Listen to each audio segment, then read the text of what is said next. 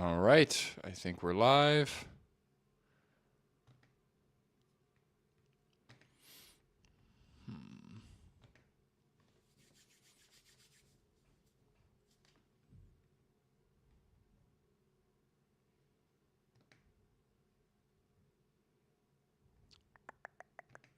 Hello, everybody. For those of you who are here, if nobody's here yet, hello when you get here.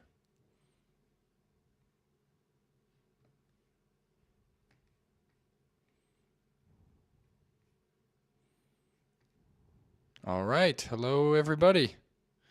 Yes, quick update, everyone. I buzzed my head, so I ended up going with the buzz cut. So it feels good. Feels good. I can't do the long hair anymore. But testament to a plant-based diet, I guess I could grow it anytime I want still, so that's good. Okay, hold on. Glad to see so many people in the chat already. That's awesome.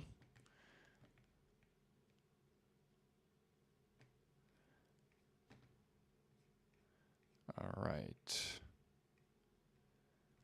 Can everyone hear me good? Everything's looking good? Yes? Wanna be tofu dog. All right, let me say hello to people in the chat. Hello, Gig. Hello, Pig's Dream. Hello, Utops, aka PJ. Hello, Keisha. Keisha? Quiche? Hello from Switzerland. Hello from Switzerland. Hello from America.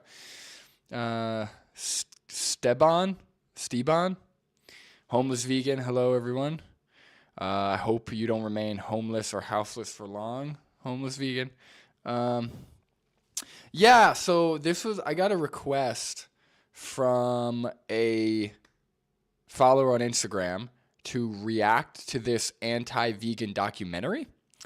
I've never heard of an anti-vegan documentary, so I thought it'd be interesting.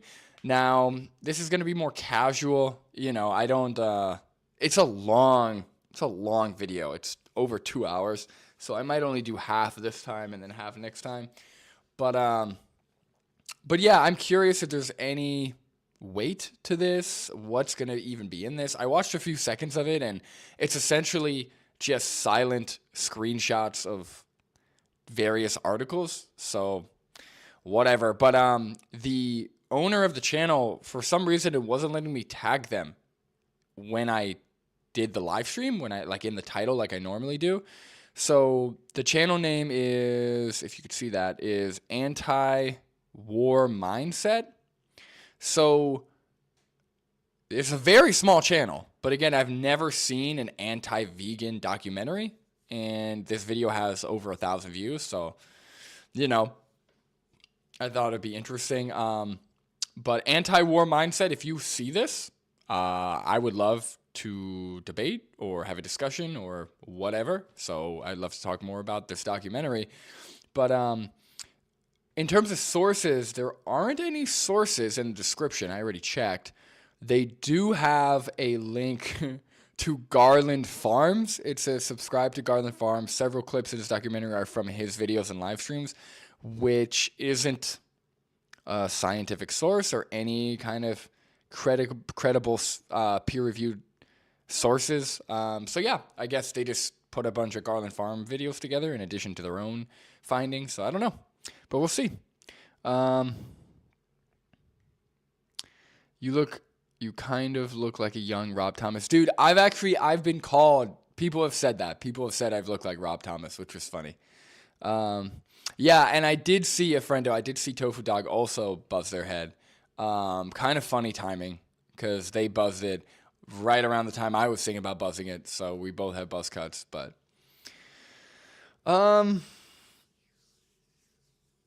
yeah. Anyway, I should probably start. I'm a little bit sleepy. I took a little nap in the car. I went out. I got some food with some family. I do have some candy, which I might be eating, but maybe I'll save it for later on. Did you do the buzz yourself? Yes, I did. That was one of the key things that like attracted me to the buzz cut is that I could actually do it myself. So that was really exciting. I was really looking forward to just being able to buzz my own hair or cut my own hair every 2 weeks. And it's just really nice. I don't have to worry about, like, I could wear a hat if I want to without having to worry about what happens to my hair. And yeah, I don't have to really worry about, like, I still wash my head, but it's just different. I don't know. With long hair, it's kind of a mess. Sam Smith Q says, why did you buzz cut your hair? Does Julia like it?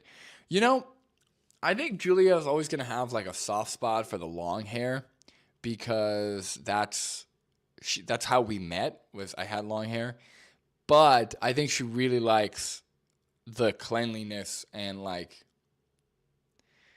I don't know. She says it's cute. She says that, like, my head is cute, if for whatever that's worth. But yeah, it was just time. Just time. I'll probably, I go in phases, so I'll probably end up growing it out again at some point. But for now, I'm really enjoying the buzz cut.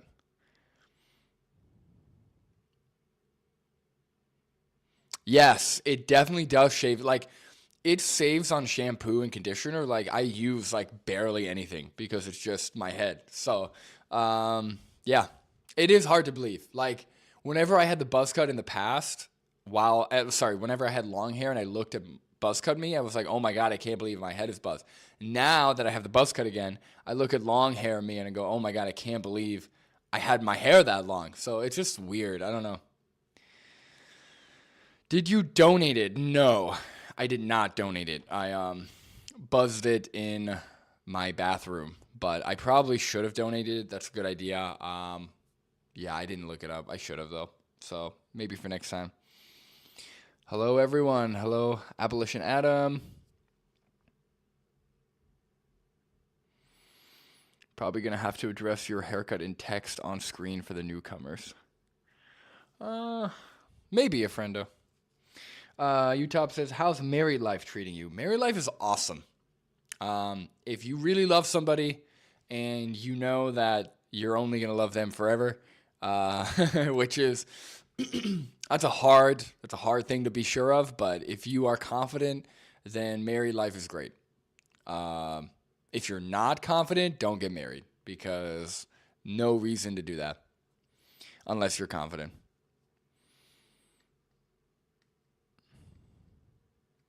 When I buzz my hair, I put the hair outside for birds to make nests. Yes, so I didn't do that this time. But when I originally buzzed my head a few years ago, I did put it outside and I figured birds would make nests out of it. But also I thought, is that kind of weird? Like, I know like they don't care what they're using, but something about like birds sitting in my like cut off dead hair, something's kind of weird about it, but maybe it's just me. I don't know.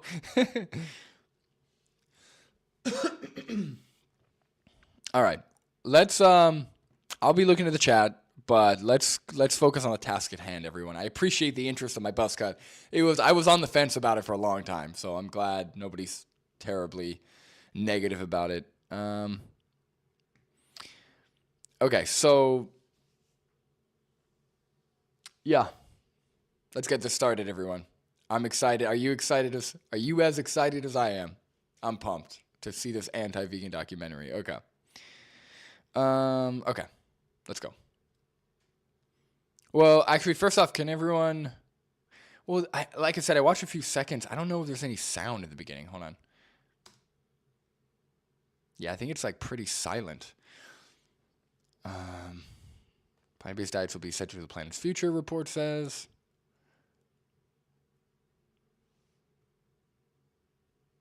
Okay. So this is how it starts. It's just a bunch of weird screen grabs. Okay. Bayer. We have a kind of cultural, very ingrained habit. Can you guys hear that? Can you guys hear the video?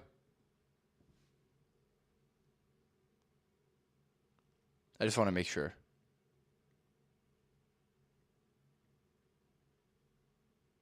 Okay, cool. of not taking damage to nature as seriously as we take damage to people and property. And that, I mean, you know, if you're campaigning for human rights, at least you know mass murder, torture, all of these things are serious crimes. Okay, some kind of screenshot. Environmental trade-offs of meeting nutritional requirements of the lower share of animal protein for adult subpopulations. All right.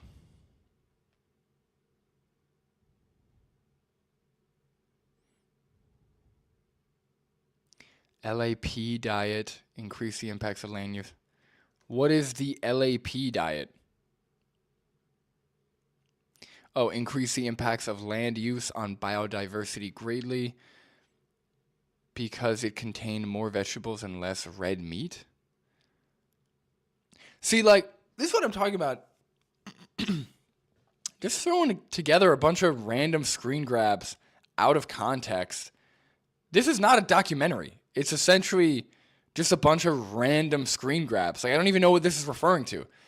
In this one random study, in this one section, it says the LAP diet increased the impacts of land use. Increased the impacts of land use on biodiversity greatly because it contained more vegetables, less meat. Biodiversity is essential for human well-being, ecosystem functioning, and the expansion of agricultural land and intensive farming strongly influence it. Okay. A huge chunk of agricultural land is used to grow crops for animals, so I don't know what this is referring to. Let's keep watching.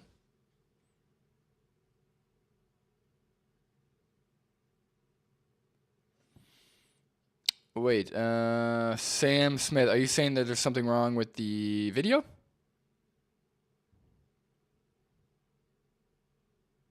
Can you guys see the whole video screen?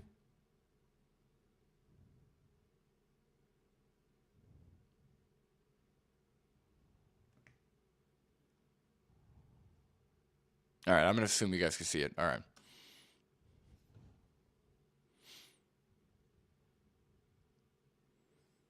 But there's no equivalent in the environmental space. And so, you know, unlike an international crime like genocide that involves a specific intent, with ecocide, what we see is actually what people are trying to do, what businesses are trying to do is make money. Okay, again, another random lady out of context.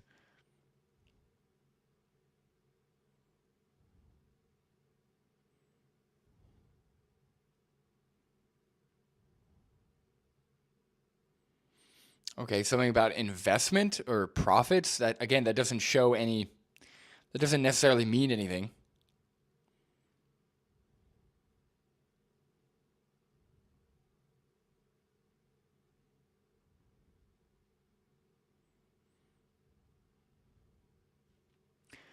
Okay. What does that have to do with anything? Is farm, is fish. Food systems. All right, this is already coming off as like a nutritional conspiracy theorist. Like, that's always my favorite when people are like, "Hey, did you see this company's involved in this production of plant-based food?" It's kind of interesting, huh? Like, you know, they're not actually saying anything because they don't have any evidence, but they just kind of throw it out there to muddy the waters. Right? So that's just interesting, right? Because they're not actually making any claims. They're just throwing out information to get people to muddy the waters without any actual evidence that anything wrong or bad is going on. Are harming the health of people and planet. Food systems contribute to over 30% of greenhouse gas emissions and account for almost 1/3 of the global burden of disease. Transforming food systems is therefore essential by shifting towards healthier, diversified, and more plant-based diets.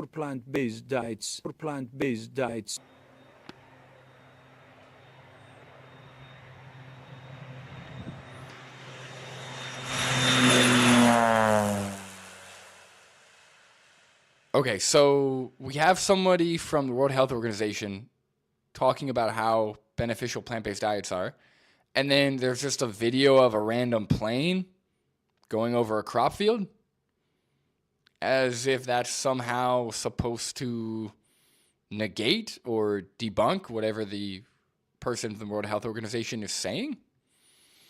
That's not how that works. So I don't know. I mean, these pesticides could be perfectly safe within the dose that they're being applied. Also, these could be crops grown for animal feed. So oh my God.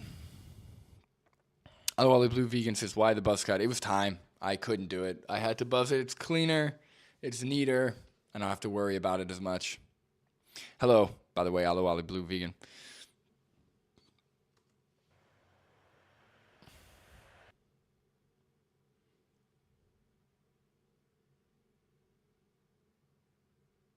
The vast majority of cropland is grown to feed the animals you eat. The vast majority of cropland is grown to feed the animals you eat. Yeah, it's not the vast majority. I think certain crops, like soy in particular, is pretty heavy. But last time I checked, it was 30% of our entire grain production goes towards animal feed.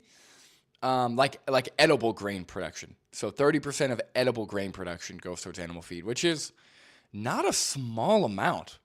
That's a third. That's pretty big. So that's very big, actually. So, if you think about it that way, if you think about it in terms of, okay, if we didn't have to feed all the animals to kill them, we'd have a third, 30% more grain production, or 30% more edible grain.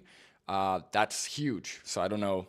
It's definitely not a small number, but yeah, it's not the vast majority of all crops. I haven't really seen that statistic.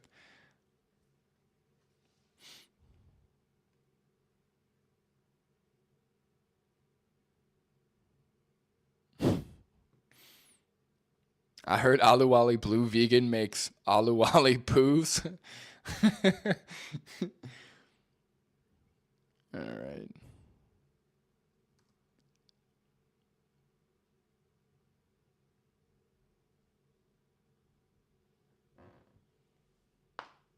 Without bees, global food production would plummet. This is a pesticide. It kills bugs, fungi, and weeds that can harm crops. Yep. This large-scale extermination has increased food production. But the cost for wild plants, insects, birds, fresh water, and soil is enormous. We are in a biodiversity crisis. Species are now going extinct faster than they have for 65 million years, scientists say. Over the past 2 decades, the number of bugs that get squashed on cars in the UK has fallen by nearly 60%. Pesticides harm people too. They can cause cancers, mutations, and reproductive problems. Where's any evidence for this? This is some random video from a random place. You need evidence. You need a peer-reviewed study saying, okay, this pesticide that's in this food leads to this result, or is likely to lead to this result. The pesticides used in foods are safe, or in the doses that they're applied are safe for human consumption. Otherwise, they wouldn't be applied, right? Yes, obviously, certain chemicals or pesticides or additives in food at a certain dose can cause harm. But again, this is just very generic, wishy-washy gibberish, essentially. There's no actual evidence that they're providing. Also, I mean, we could look at crop production, we could look at the environmental stuff all day, but none of this actually addresses the moral argument of why it's somehow moral to enslave and exploit sentient individuals. So, yeah, I don't know.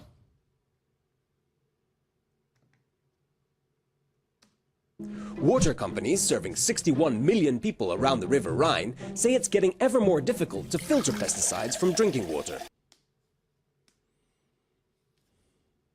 We know that the lethal crop protection measures target all That's Garland. I know Garland Farm's voice when I hear it. There he is. kinds of insects: rabbits, deer, moles, voles, mice, rats, doves, swans. Rabbits, deer, moles, voles, swans, ducks, geese. He sounds like what was it? Was it Ted Nugent on Joe Rogan? Yeah. Ever since Ted Nugent went on Joe Rogan, he literally, everyone's been quoting, everyone's been quoting that same like list of animals. I've never heard of a vole in my life before Ted Nugent went on Joe Rogan and said the word vole. And now apparently everybody knows of voles and cares about their safety. Yeah, beans, greens, tomatoes, potatoes. Yeah, right? It's like a rap song. I swear to God, every like country bumpkin male that I talk to on the street has quoted that Ted Nugent line of animals, and it's so annoying because I know that's where they got it from. I know that's where they got it from based on the order of animals, because it's a very specific order. It's not just like random animals. It's whenever somebody throws the word vole in there, you know they're like nobody in their right mind would say vole in like a normal sentence. Exactly, yeah, they say with the same rhythm. Yes, exactly. That's funny. Beans, greens, tomatoes, potatoes. Yeah, I agree, abolition, Adam. Starlings, crows, ravens, grackles, turkeys, geese, sparrows, pigs, bats, wombats, possums, skunks, squirrels, raccoons, gophers, elks, elephants, and others. These animals are killed using pesticides, rifles.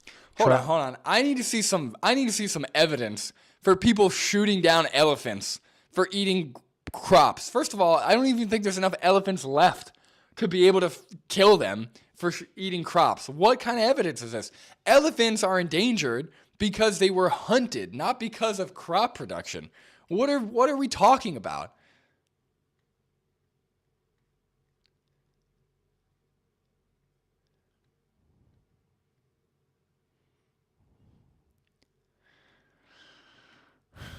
And gassing, explosives, fumigants, and even crop protection measures marketed as non-lethal.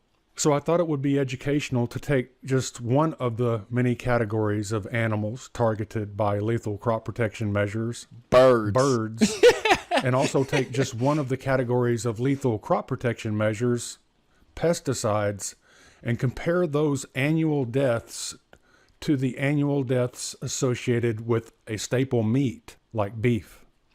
So as it turns out, there are about 33 million cattle slaughtered in the United States every year.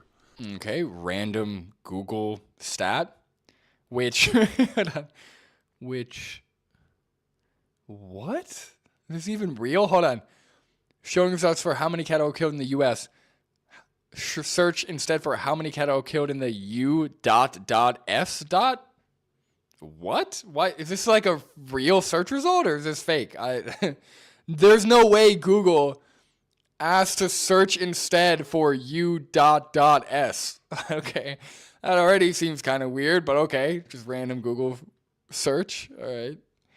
Which sounds like a lot until you realize that 672 million birds are harmed by pesticides every year in the United States, and 67 million out of those 672 million birds that are injured by crop agriculture pesticides are killed.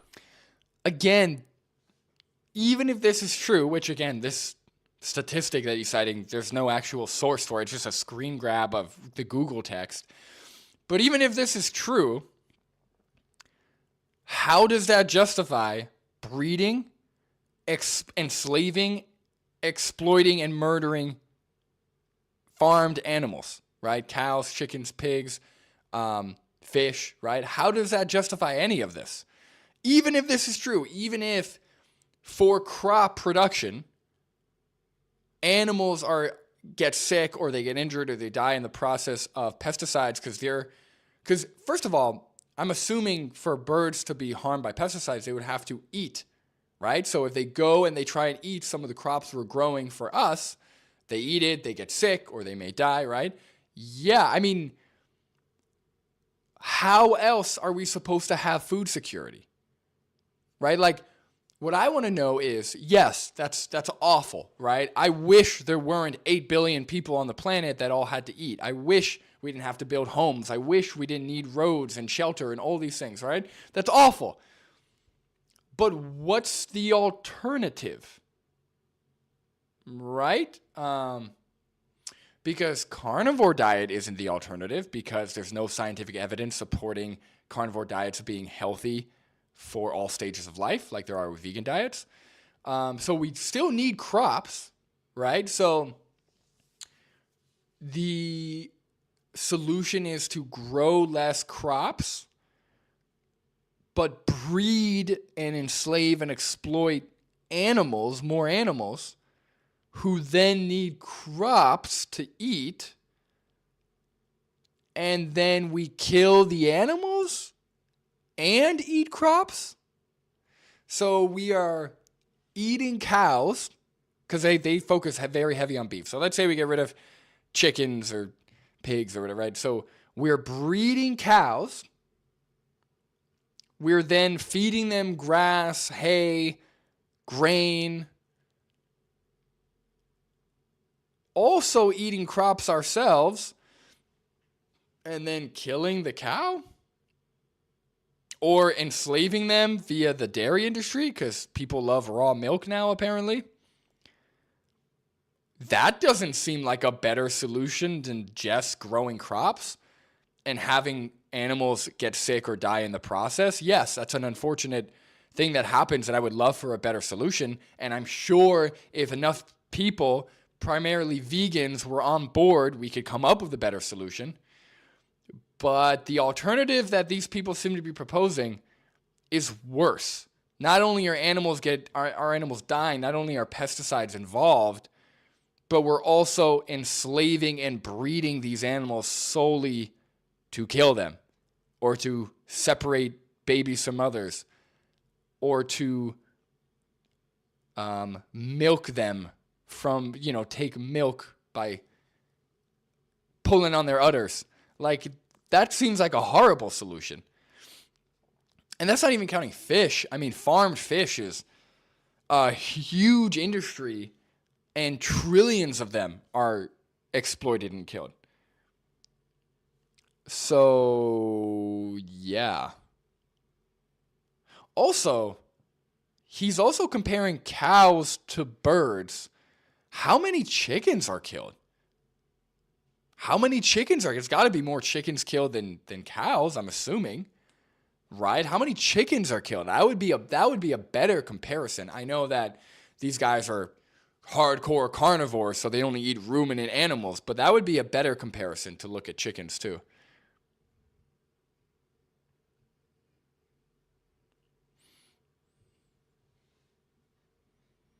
I agree, homeless vegan. Yeah, and that's what I say all the time. Like, look, all of this is happening with 98% of the world being non-vegan. Nobody has any moral consideration for other animals, hence these horrific systems we have in place. Right? If people were vegan, or actually granted or extended moral consideration to animals, do you really think we wouldn't go a little bit out of our way or sacrifice a little bit of profit to take better care of the natural ecosystems, or to prevent all of these pesticides deaths? I'm sure we could come up with a better system. All right, let's keep going.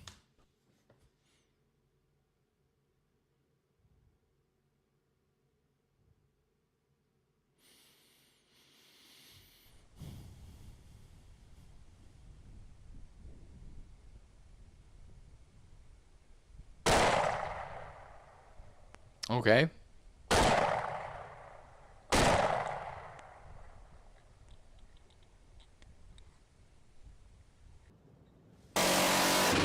Jesus.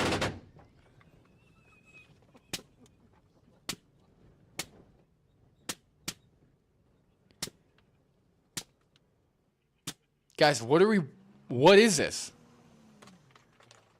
Again, it's just more clips of things completely out of context.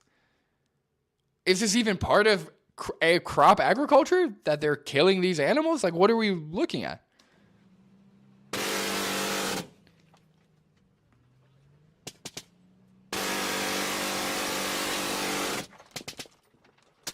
Hello, LSLSLSL. LSLSL. The first No, thing LSL. a misanthropic Hello, man. vegan What's will up? do when faced with Yeah, right. The huge machine gun. That's not part of. There's no like crop farmers going out with these Gatling guns and just unleashing on these hogs. That doesn't make any sense. very real torture, death, and destruction caused by mainstream crop-based agriculture is maliciously blame it on the animals.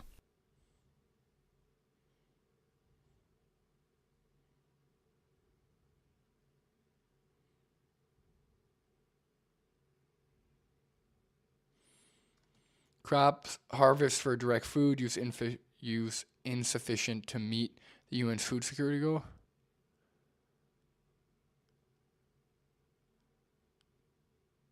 Yeah, I mean, here's food. The one right below it is feed. So I don't know. I mean, that's a lot of feed. It's right behind. I mean, yes, I like, again, crops are primarily grown for humans based on statistics I've seen, but a huge chunk of crops are still grown for animal feed.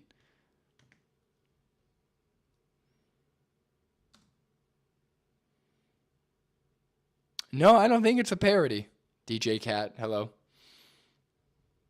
When that lie inevitably falls on its face, the vegan will invoke the idea that they plan to replace destructive mainstream crop-based agriculture with a mythological farming method they call vertical farming. So today we're going to expose how absolutely absurd the idea of vertical farming really is.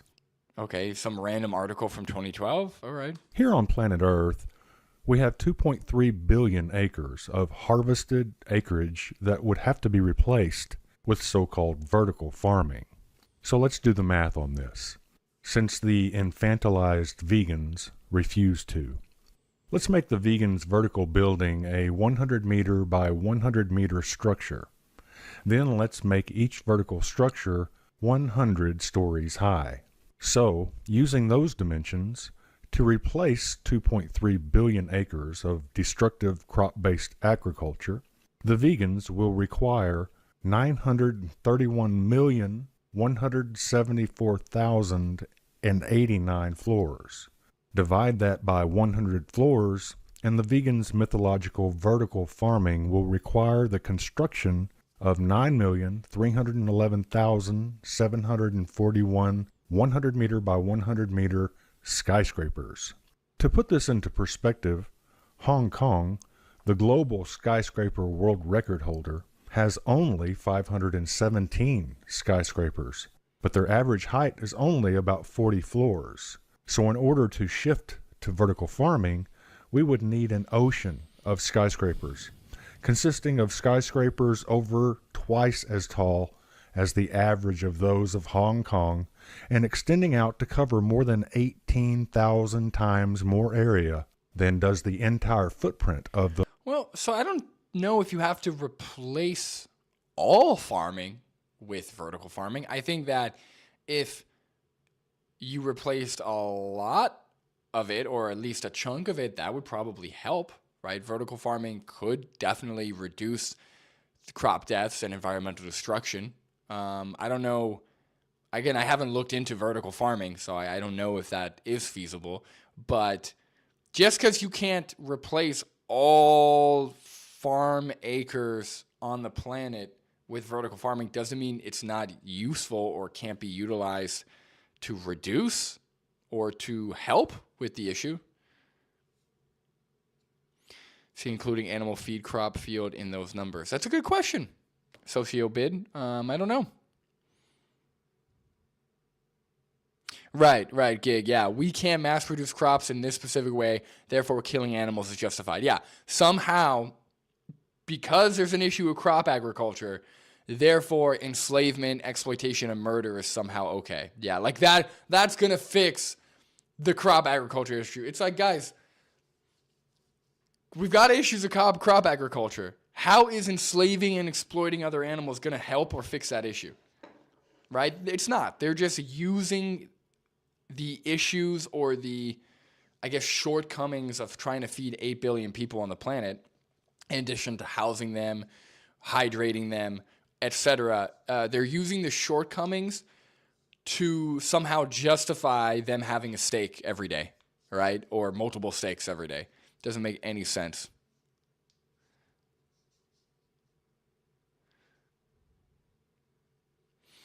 Homeless Vegan says, it is impossible to get a man to understand something if his livelihood depends on him not understanding it.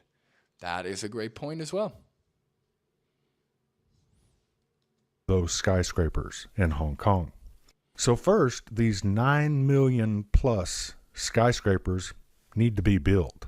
Then they will require plumbing and energy-hungry water pumps to deliver the required water against gravity up all those floors of all those millions of skyscrapers. I actually don't even know if this is accurate math. Again, I haven't looked into this. He could just be saying stuff because there's no actual sources. He's just saying stuff. And again, why would he put almonds? Is he saying that those 9 million skyscrapers are just going to be growing almonds? Again, it's like little things like this, right? So they're using a random huge statistic that we don't even know is accurate. And then to look at how much water it would take, they use the most water-hungry crop imaginable, which would not be the majority of the crops we're growing. We wouldn't be mostly growing almonds. We'd be mostly growing protein-dense plant foods like wheat, soy, probably legumes. So yeah, all of this is just one big joke. Then, of course, all 9,311,741 of these skyscrapers will have to be heavily wired for electricity, since natural sunlight will have to be replaced with grow lights on all 931,174,000. Hold on, so we went on Amazon and looked up the lights? Guys, stop. I can't. All right. Quick time. Everybody, if you enjoy the live stream, like it, please. If you're not a subscriber, please subscribe. That'd be great. If you feel like donating, I'm looking at the chat regardless, but if you feel like donating or helping out the channel, you can do a super chat through YouTube or whatever you want to do. So thank you, everybody, for watching. I'm going to say this probably one more time at some point, but thank you. And 89 floors. And because artificial light produces so much heat, these 9,311,741 skyscrapers. Yeah, right. will Social have to bit. be This is not a equipped documentary. with energy-hungry It's just air a bunch of conditioning random systems in order to shit prevent the just plants put growing within in a from video. being baked to death. The environmental impact of food differs depending on the type of food that's produced. In general, animal products have much larger environmental impacts, including land requirements compared to plants. Okay, pause on that. So yeah, he said that most land is used for agricultural land is used for grazing. Okay, so here we go. Anti-war mindset. This is the creator of the video right here. So, okay. Yeah, it's no wonder that they have higher land requirements. That's number one. Number two, this is per kilogram, right? This doesn't tell us anything about nutrition, how much you would actually have to eat in order to get a certain amount of nutrients or a certain amount of digestible protein or whatever. And if we actually adjust for that, then we see different outcomes for different food items. Sometimes some plant foods actually have a higher land requirement than some animal foods. So you have to consume a lot of oranges in order to get 33.3% of required iron, vitamin A, zinc, folate, vitamin B12, calcium. Hold on, is this a fucking joke, guys? You have to eat a lot of oranges to get the requirements for iron, vitamin A, folate. Guys, we're not comparing just one crop. Nobody's advocating for an all orange diet. Is this a joke? I'm so confused. The guy's like, well, actually, this is per kilogram. If you actually adjust for the nutrients, look, see? If you just eat oranges, you're going to have to grow a lot more oranges than you do mutton and lamb. It's like, Not when you actually eat a variety of foods. That is the silliest thing I've ever heard. So instead of actually debunking the claim that animal products, right, or animal flesh actually requires much more resources to produce or to grow, they're just cherry picking an all orange diet to show that actually, if you wanted to fuel everyone and get all of your nutrients from just oranges, it would require more land or more resources, whatever the claim is. That doesn't make any sense. And other key micronutrients that are currently lacking in diets of low and middle income countries. And some of these nutrients are not even in plant source foods like vitamin B12, right? But you have to consume a lot of plant foods in order to get the same nutrition that you would otherwise get from animal sourced foods. Now, why is this relevant? This is relevant because if you consume less food but get more nutrition, your environmental footprint goes down. And if you consume more food in order to get the same nutrition, your environmental footprint goes up. Okay? We can see it in this graph, which actually took these kinds of nuances into account. So here are the foods ranked by land use, carbon footprint, freshwater withdrawals, acidification potential, and eutrophication potential when leveled for priority micronutrient value. And as you can see, the top ranks of these environmental footprints, meaning the most environmentally destructive foods, are not animal foods but plant foods. We can also see it in Hold on. are not animal foods. Highest footprint oils. Okay. What are we talking? Hold on, guys. Hold on. Land use footprint, okay? Number 1, olive oil. Number 2, lamb and mutton. Number 4, beef. Number 6, cheese. The only thing, if we look at the land use footprint, right here on the left, the only thing higher than animal flesh and products is dark chocolate, olive oil, and palm oil, which, number 1, you don't have to consume on a plant-based diet. Number 2, people use very little olive oil, or at least should use very little olive oil in comparison to the rest of your diet. So the rest of them, right, in the top 10, there's 1, 2, 3, 4, 5. So 5 out of the 10 are animal products: pork, poultry, cheese, beef, lamb, and mutton. Palm oil harms orangutans, so I try and avoid palm oil anyway. But number 11 is cow milk. I don't understand. And look, at the bottom, close to the bottom, it's oats, apples, pulses, groundnuts, rice.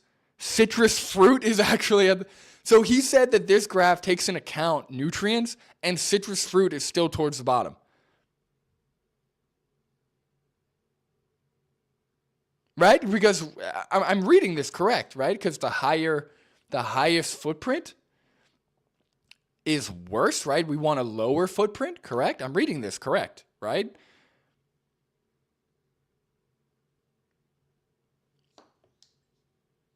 Yeah, dude, I don't know.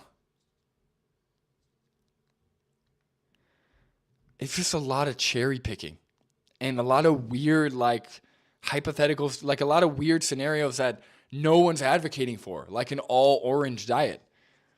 It's like, well, look, actually, if you get 2,000 calories a day from olive oil, you're actually worse for the environment. It's like, who's doing that? Foods, but plant foods. We can also see it in this graph right here when it comes to plant-based beverages, and semi-skimmed milk, for example. The environmental cost and the cost for consumers for both semi-skimmed milk and plant-based beverages to obtain an intake of nutrients similar to milk. And as you can see, the plant-based beverages have a higher environmental and consumer cost than the semi-skimmed. Yeah, I mean, oat milk, rice milk, coconut milk are pretty low nutrient-wise. But also, is this for fortified milks, or is this just for straight-up oat water? right? Because there's a big difference between fortified plant milks and just regular plant milks. Fortified plant milks, I bet these numbers would be way lower. But also, soy milk is right on par, and semi-skim milk is essentially, or skim milk is essentially like watered down milk. So it's not too surprising. But soy milk is essentially equal. And again, I don't even know if this is fortified milks or not. There's an asterisk. There's an asterisk next to the milks. So I don't know if this. He's probably not going to show what the asterisk is, but I wonder if it has something to do with the fortification. Skimmed milk. This highlights that different food groups have different environmental footprints, and the metrics in order to measure these footprints matter. Okay. Hold on. Sorry. Asterisk represents fortified products. Okay. So they are fortified. Okay. All right, cool. Because food ultimately is there to get nutrients from it. So just measuring these environmental footprints in terms of calories or in terms of weight doesn't make any sense. We have to look at nutrition. And a new study came out that actually looked at a whole dietary scenario when it comes to these different foods and their environmental footprint, especially considering greenhouse gas emissions and land use. And this study found that when we look at, for example, land use, the vegan diet is right here. Meanwhile, a diet that contains 40 to 60 animal and plant protein ratio, meaning a mixed omnivore diet, basically with some animal foods, that diet has a lower land use footprint than the vegan diet. And this is especially true when we also look at recommended protein intake. So here again, the vegan, the efficient diet, and the animal mixed, the animal-based diet. Same is true for greenhouse gas emissions. Here's the vegan dietary impact, and here is the omnivorous impact that got animal protein in it. Yeah, again, these are just random and screen it is grabs. especially true for recommended protein intake. So here is the. But also, vegan. these are just environmental claims. I actually want to have a moral discussion, right? Because there's always going to be environmental problems. There's always going to be more efficient ways we could reduce our impact on the environment. There's always going to be harmful, I guess, side effects, right, of 8 billion people being on the planet. So environmental problems are always going to exist. Health problems are always going to exist, right, especially with a free market, right? If you allow Coca-Cola and candy and all these things on the market, people are going to eat it, right? There's always going to be health problems. So the moral argument is really what's important, because environmentally, we have two options. We could either find a way of reducing or resolving these environmental problems without enslaving and exploiting animals in the process, or we could enslave and exploit animals as the solution, I guess, is what they're proposing, which doesn't make any sense. Right? That's like, okay, we need to reduce the impact of that we have on, that humans have on the planet. Should we, A, try and find a solution that doesn't harm humans, right, or exploit humans or involve the murder and enslavement of humans? Or should we, B, just enslave and exploit 1 billion humans every year, right? Which one should we do? And these guys are like, well, I think B is a great option. I think if we can enslave and exploit 1 billion humans as a way of reducing our environmental impact, I think that's great. We shouldn't even try and come up with another solution. That doesn't make any sense to me morally. So what I'm interested in is a vegan argument. This is not an anti-vegan documentary. It's an anti-crop agriculture system of the current day documentary. Veganism is not just a plant-based diet and just crop agriculture. What's up, Stephen of Earth? Diet, and here is the animal-based omnivore diet that has a much lower environmental footprint. As you can see here, to quote from the study directly, nutrient inadequacy emerged consistently below a daily intake of 18 grams of animal source protein per capita per day. Decreasing animal source protein further led to not only increased nutrient inadequacy, but also increased land use and greenhouse gas emissions. This increase is due to a higher demand for nutrient-rich, for example, calcium, zinc, vitamin K, vitamin B3 crops such as legumes, vegetables, nuts, and seeds and fruits to compensate for the reduction of animal-sourced food. The primary nutrients leading to inadequacies were vitamin B12, EPA, and DHA, inadequately supplied below 18 grams of animal source protein per capita per day, and calcium, vitamin B3, and energy at the border to nutrient inadequacy. When we start talking about the sustainability credentials of different types of food production, you have to keep in mind what we're trying to supply. And it has to be put in context with what we're supplying. Are we talking about greenhouse gases or land use or fresh water use per unit of calorie, ton of food, ton of protein, B12? It matters what you put as the per unit on that axis, because these are all things that we're bringing to the equation. For example, in this metric, this is Paul Moen's data again, and really do yourself a favor and go pull down this paper if you haven't looked at it, because it is quite enlightening. But if you correct the data sets, the traditional data sets that you'll see on land use, freshwater use, and greenhouse gases, and you correct those for the poor digestibility of plant protein sources. In other words, you correct this for both digestibility and amino acid composition. So this is... What do you mean the digestibility, guys? We've been over this. There's plenty of studies supporting that as long as you get an adequate amount of plant protein, you'll be fine. There's no difference, right? If you get enough plant protein, and I mean, preferably a variety of different sources, but for the most part, as long as you get enough plant protein and you eat enough calories, there should be no difference in the effect, right, in the outcome. And there's plenty of studies supporting that. I have studies on in the description of the video under the the vegan studies link. I made a Google Doc about it. So there's plenty of studies supporting this. So what digestibility are you doing? He said for the protein digestibility, what are we talking about? Show me a source. Show me a study that shows that if you eat 120 grams of plant-based protein from a variety of sources and 120 grams of protein from animal sources, that there's a difference, because I haven't seen that study. No injustice lasts forever. Hello. Yes, I agree. Yeah, if there is a difference, it's incredibly minor.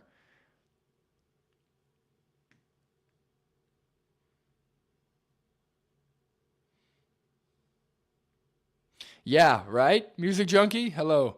Yeah, this is a long documentary, so I'm probably only going to do maybe a third to a half, and then maybe I'll do a follow-up. So I'll probably wrap this up in like another hour, which means we should probably keep watching. So, hold on. Oh, my God. Land use per kilogram of digestible lysine, which is the most limiting amino acid. You see, it changes the story here. Land use, yep, we hear this all the time. It requires far less. Also, thank you, Daniel. Yes, I did buzz the hair. I'm glad you think it's sharp looking. But, yeah, I like it. It's kind of grown out. This is like a week, because I think I buzzed my hair last week. So it's kind of a week grown, but I like it when I just buzz it. I like it really, really short. So, but we'll see. Less land to produce grains as it does to produce animal proteins. But when you correct it on the amount of nutrients that those proteins actually supply, you end up with wheat and rice being about the same as eggs and pork.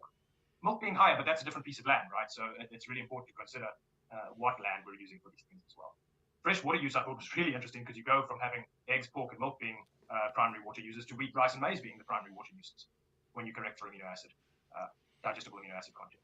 So totally different narrative when you correct for the appropriate metrics. Greenhouse gases is just the same again. Wheat, rice, and maize, when you don't correct it, look like that's the way to go for the future of food. But when you correct those for the amount of food that they're actually providing, you end up with rice and maize being more greenhouse gas intensive than eggs and pork. And milk, obviously, because of the enteric emissions, and beef is in the same area, does have a higher emissions footprint. Now, you can go through and look at all of that. Wait. Hold on. I just looked at what it says. It says per kilogram digestible lysine? That's one amino acid. This isn't even protein intake. This is just the digestible lysine, which is just one amino acid. Okay. So this is the dishonesty I'm talking about. Ready? So they have the graphs that show, I'm assuming it's calorie, but maybe it's oh no, hold on. This is protein. Hold on, guys. Hold on. I didn't actually look at the, are these people like, are they actually stupid or are they grifters? Are they like dishonest people actually just trying to sell an agenda or something? Because how can you misinterpret this? Okay, so to the left, it says 1,000. Can I zoom in? Okay, so this is per ton protein, right? So per ton. So on the left, it's just protein in general. So wheat, rice, maize, everything is better. Everything is lower. Land use, water use, greenhouse gas emissions, everything's lower per ton protein. But here on the right, it's per kilogram digestible lysine. So instead of looking at protein as a whole, we're just looking at one amino acid? Why would you do that? Why would you look at just one amino acid? That doesn't make any sense. The only reason why you look at just one amino acid is if you're intentionally trying to frame things in a dishonest and misleading way. Because nobody's getting all of their amino acids from just one food. And also, you don't only focus on lysine. That doesn't make any sense. Oh my God, now this pisses me off way more. Because this is just completely dishonest. Yeah, Star Wonder. I saw that. Yep, I saw that study. It was good. I think Dr. Matthew Nagra posted about it. Work, Miles Allen's work from Oxford, they've done a lot of work in understanding what the effect of that methane is and why we don't treat it correctly in most models. But as I mentioned, it's not just about protein, right? When we eat a piece of meat or whatever we're eating, we're not eating it for a single nutrient, we're eating it for multiple nutrients, trying to create a balanced diet. So we need to be looking at things beyond just protein. In fact, Ty Beale did this work, this really interesting work, and put this together on what the greenhouse gas footprint would be of different types of foods to provide a third of a typical adult, so you can see it right here, a third of a typical adult recommendation of iron, zinc, calcium, folate, vitamin A, and B12. These are some of the most limiting nutrients in a lot. Guys, you wouldn't get B12 or vitamin A from grains. Definitely not refined grains, definitely not whole grains. There's no vitamin A or B12 in grains. What are we talking about?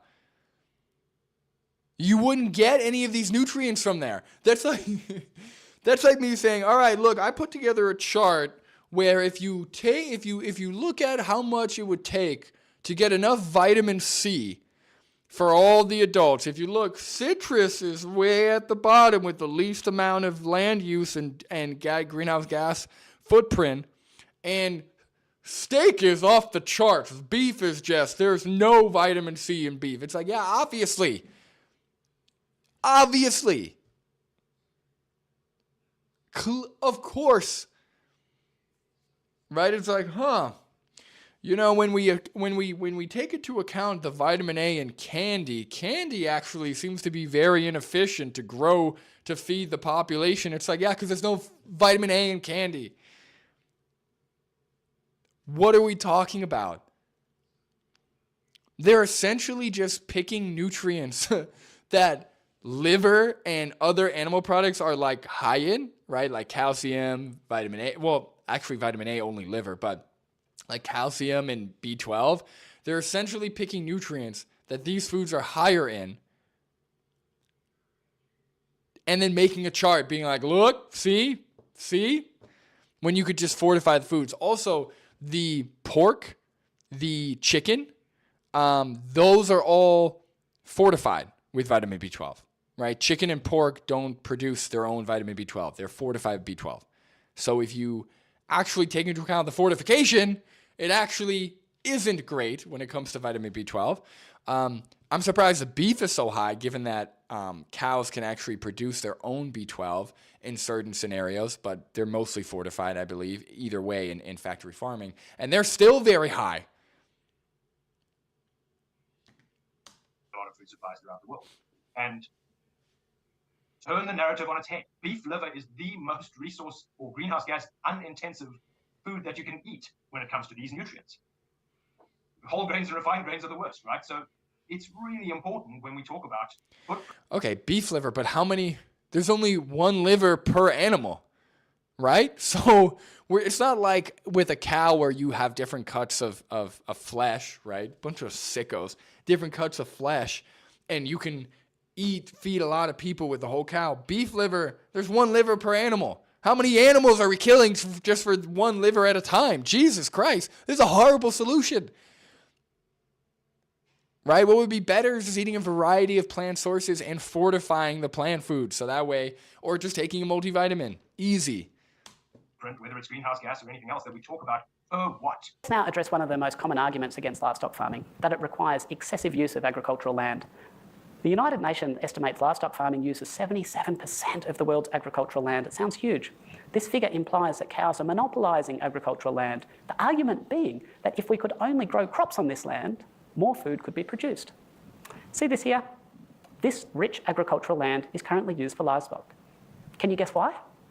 Good luck getting a combine harvester up those hills. This is called marginal agricultural land, so named because it is unsuitable for cropping. And worldwide, 2/3 of all agricultural land is designated marginal, completely unsuitable for Okay, no sources provided. cropping. If it weren't used for grazing, it wouldn't produce any food at all. Here's a map of the agricultural lands in Australia. See all those areas in grey? Basically desert, completely unsuitable for cropping. If these lands weren't grazed, they'd be completely unproductive. So the claim that we could produce far more food if we simply grew crops on agricultural land used by... So the claim that we're suitable for cropping...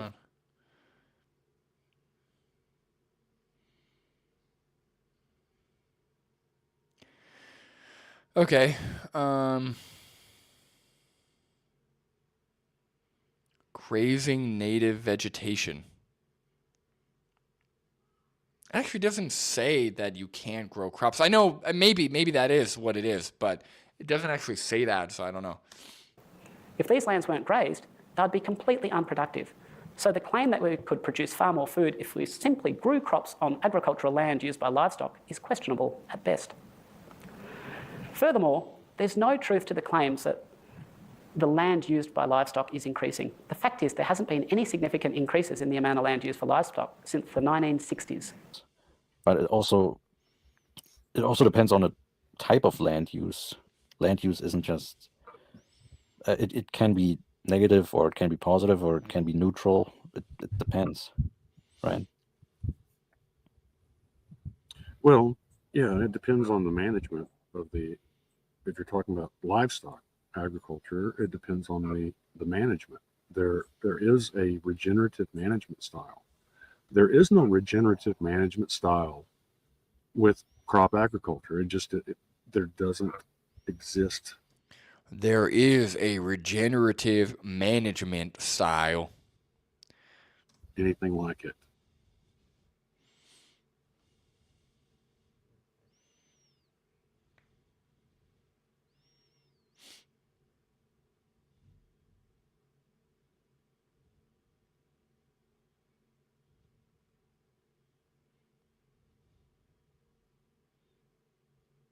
Okay, just some random text highlighted in blue. Great.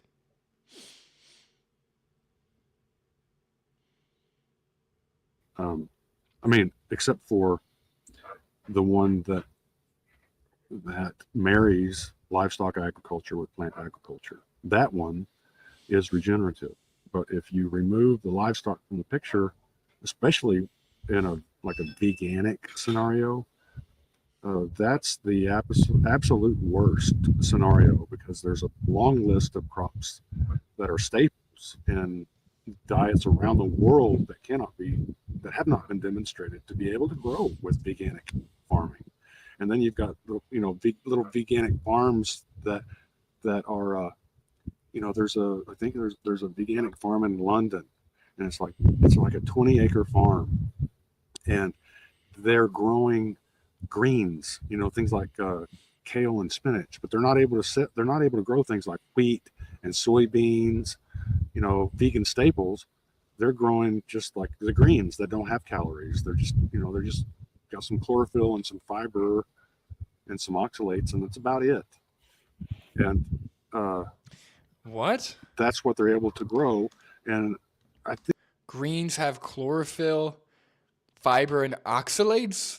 I'm pretty sure leafy greens have a lot of micronutrients. That's primarily the purpose of leafy greens, not just good sources of fiber, but they're low calorie, high fiber, and pretty micronutrient dense, depending on which leafy green. think they've got like all of the city of London's wood chips. So if the city of London goes in and prunes a tree that's interfering with some power lines, then those limbs are going to be cut off the tree and then run through a wood chipper and taken to this particular so-called veganic farm.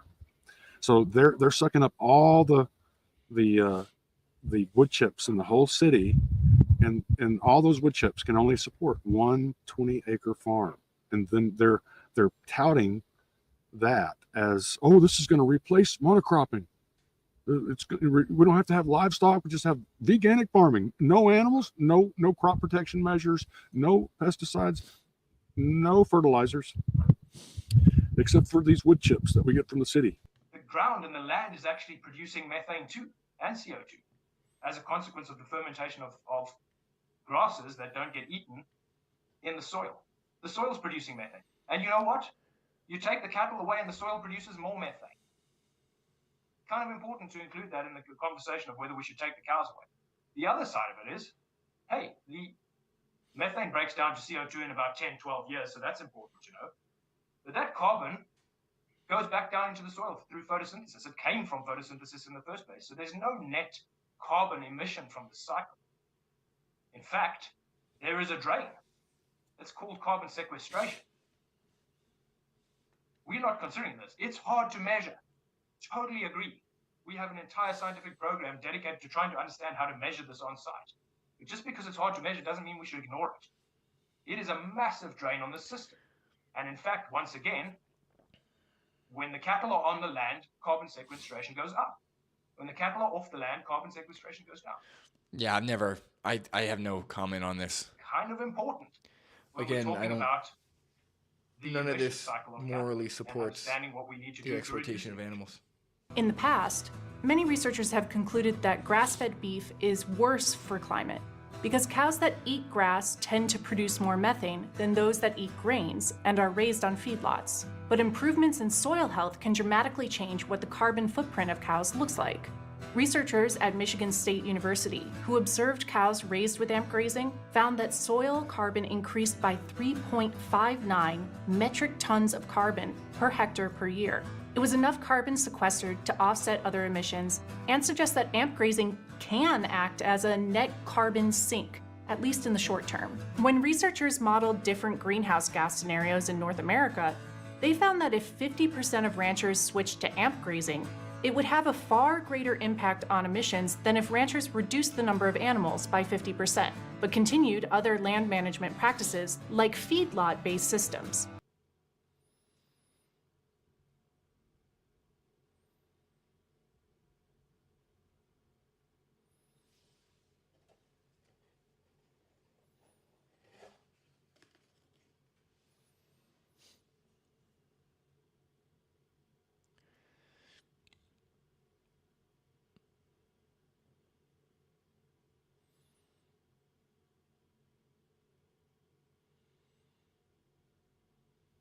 A recent review, actually, this is CUSAC 2021, and when you read Hold on, guys, I gotta it's in Global Change Biology, which is kind of like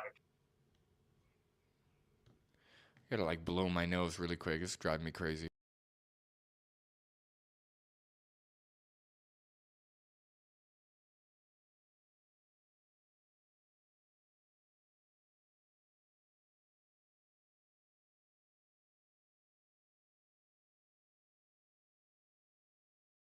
Sorry for the delay. I'm coming off of a cold or flu or something. That's why I haven't really been posting on Instagram or really doing much. I've been kind of sick, so. All right. Let's keep watching. This is like painful. I hate every second of this.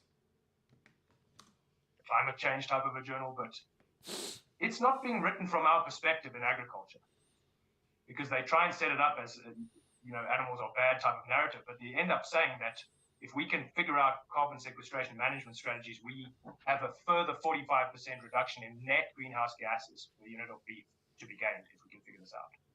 I've hinted at this a couple of times in like grazing, where you pull the animals off the land and the carbon footprint of the land actually goes up.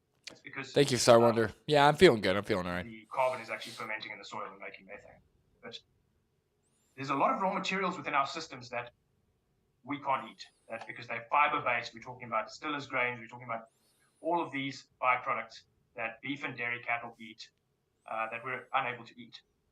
And there's a really interesting publication that was done by Mary Doandaza and Juan Tricarico.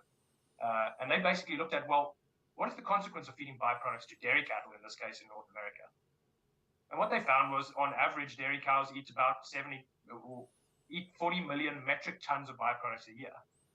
And that the feeding of these byproducts to these dairy cows accounts for some methane production, right? You feed byproducts to cows, it's fiber digestion, chemically, that produces methane. Okay, we know about this. We know very well about this. We focus on it a lot. What would happen to those byproducts if we didn't feed them to cows? Well, first of all, we wouldn't recover any of the nutrients. So remember the first half of my presentation where I talked about food security and all this stuff? We wouldn't get any of those nutrients recovered unless we get some of it recovered through compost. Most of it end up in a landfill, something like that. That's our problem for dealing with everything else that we don't use right now. We put it in a landfill. Well, if you composted those byproducts, you're going to 5x that carbon footprint, because those products are going to sit in the compost and they're going to gas off and they're going to make methane 5 times the amount as if you put it through a cow. You put them in a landfill, it's almost 50 times. And in fact, I've done some calculations. I didn't put them down yet because I'd like some people smarter in this area than me to look at them. But I did some calculations on the net amount of greenhouse gases that would be emitted if we put all the byproducts into a landfill and eliminated dairy cows. And in fact, the carbon footprint of those byproducts would be almost twice what the current enteric methane footprint is of dairy cows in North America. Twice. Greenpeace European publication. All right, so essentially he's saying, yeah, let's take all the shit that we can't use, breed animals into existence, keep them in factory farms and cages, feed them all, let's feed them all the shit, let's breed the animals, let's feed them all the unconsumable shit, so that way they can produce milk, and then we'll steal their milk, steal their babies, and just have a system of exploitation and slavery till infinity. Yeah, that makes sense. Yeah, that's a great use. Instead of actually trying to find a use for the inconsumable shit, yeah, let's just enslave animals and sentient beings and keep them in fucking cages and factory farms and take their babies away and come and do the cycle over and over again. Again, this is why environmental plant-based people or like environmentalism is kind of a joke, because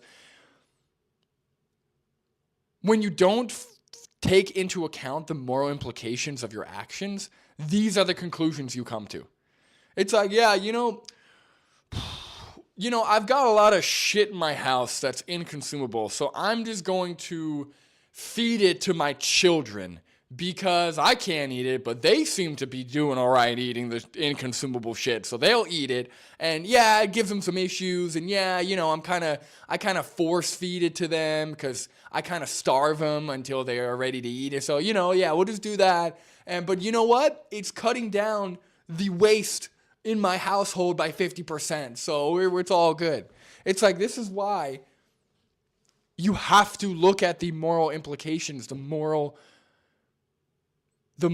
weight of your actions, right? Because when you think about it, why are we breeding animals and feeding them inconsumable shit just to take their milk that isn't ours and just to separate babies from mothers? It doesn't make any sense, right? Like some environmental claims sound almost psychopathic, right? For in the pursuit of efficiency. By the bean. Yeah, it's this guy, yeah. Oh my God. yeah, you know, I've got some puppies. I'm just going to feed them a bunch of shit in my backyard. It's like, dude, what? That's a great question, Star Wonder. I don't know. God, I hate when it does that. All right. Climate, EU climate diet, they have to cut meat by 71% by 2030 and even further by 2050. Got to get rid of that meat. It's killing the planet. Many Europeans are taking the issue seriously. Almost half are now eating less red meat than they once did. 40% are planning on reducing it. Now, the issue around beef cattle and the environment is fascinating because there is a consensus that it's bad. But if you dig, you can find some pretty convincing contrarian evidence. Here was a study on the role of grazing lands in the carbon balance estimations, a big meta-analysis. Our results show that grazing lands generate carbon storage surpluses that could not only offset rural emissions, but also partially or totally offset emissions from other sectors. In other words, the amount of carbon that gets sequestered in grazing lands is way more than gets generated from grazing lands. And it's probably because of this. On one side, you see a typical crop, monoculture crop with very shallow root systems. And on the other, you see natural grasslands with very deep, complex root systems, which sequester a lot of carbon. If you look at US greenhouse gas emissions, and this is official data, might overstate the case, but anyway, what you see on the left there is the energy sector generating huge amounts of greenhouse gas. Then you have industrial processes and product use, the orange bar, waste, and agriculture in blue. Now that's total agriculture. It's all the monocrop and the diesel machinery and all this stuff, of which cattle is a small part, or a fraction, and beef a smaller fraction. And then on the far right, it sequesters more. It's a negative greenhouse gas emitter. It's land use change, and forestry. So in other words, if you look, and this was done 1990 to 2021, U.S. Department of U.S. EPA, that there's actually improvements in sequestering carbon going on in that sector. And land use change includes things like grazing. Now, beef, you know, there's this argument out there, and I think this is the ideological stuff coming out, is the suggestion that we should just grow the crops and eat them ourselves rather than feeding them to cattle. That's inefficient. It's not ideological. It's moral. Right? I always love when people are like, well, you know, you only say that animals shouldn't be abused, exploited, and murdered because of some religious beliefs. It's like, no, dude. It's because they're sentient and they're individuals, and why would we do that when we don't need to, when we clearly have ways of eating other foods or using other things. It's not just food. Don't forget. It's leather. It's zoos. It's entertainment. It's whatever. Well, it turns out if you look carefully at it, and we're looking at protein, important protein and high value protein, they conclude our results suggest that each individual beef sector and the entire value chain produce more high-quality human edible protein than is consumed in production. In other words, raising beef cattle produces more protein than they eat. Accordingly, beef is a net contributor to meeting human protein. Maybe more protein, but not more calories. That's not possible. Maybe more protein? Maybe? I don't even know if that's true, but definitely not more calories. Requirements. So why in the world would you want to get rid of that? I don't know, because it's fucked up. Because it's wrong to artificially breed animals into existence just to kill them a few months later. I don't know. Maybe that's why. Oh yeah, great point. No injustice lasts forever. Not to mention that processed meats and red meat are carcinogens. Processed meats being an actual, like, I think it's what, class 1 or class A carcinogen. No, I think it's a class 1A carcinogen. And then red meat being a class 2B or something carcinogen. So yeah, that's a great call out.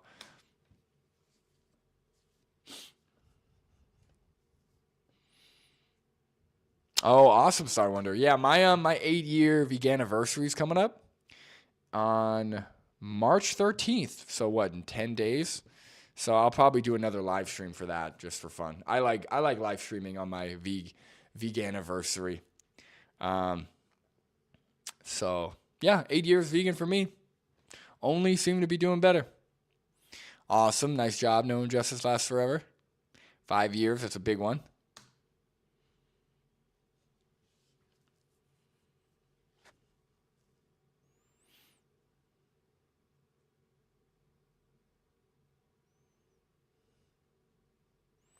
Human cells take in less protein from a plant-based meat than from chicken?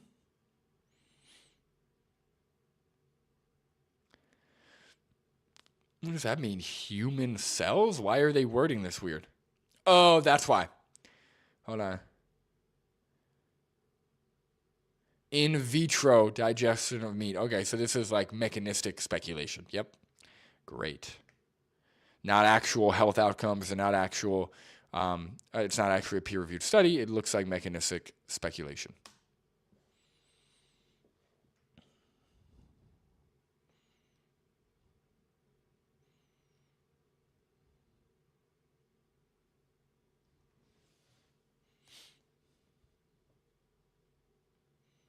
So humanity's diet is already plant-based.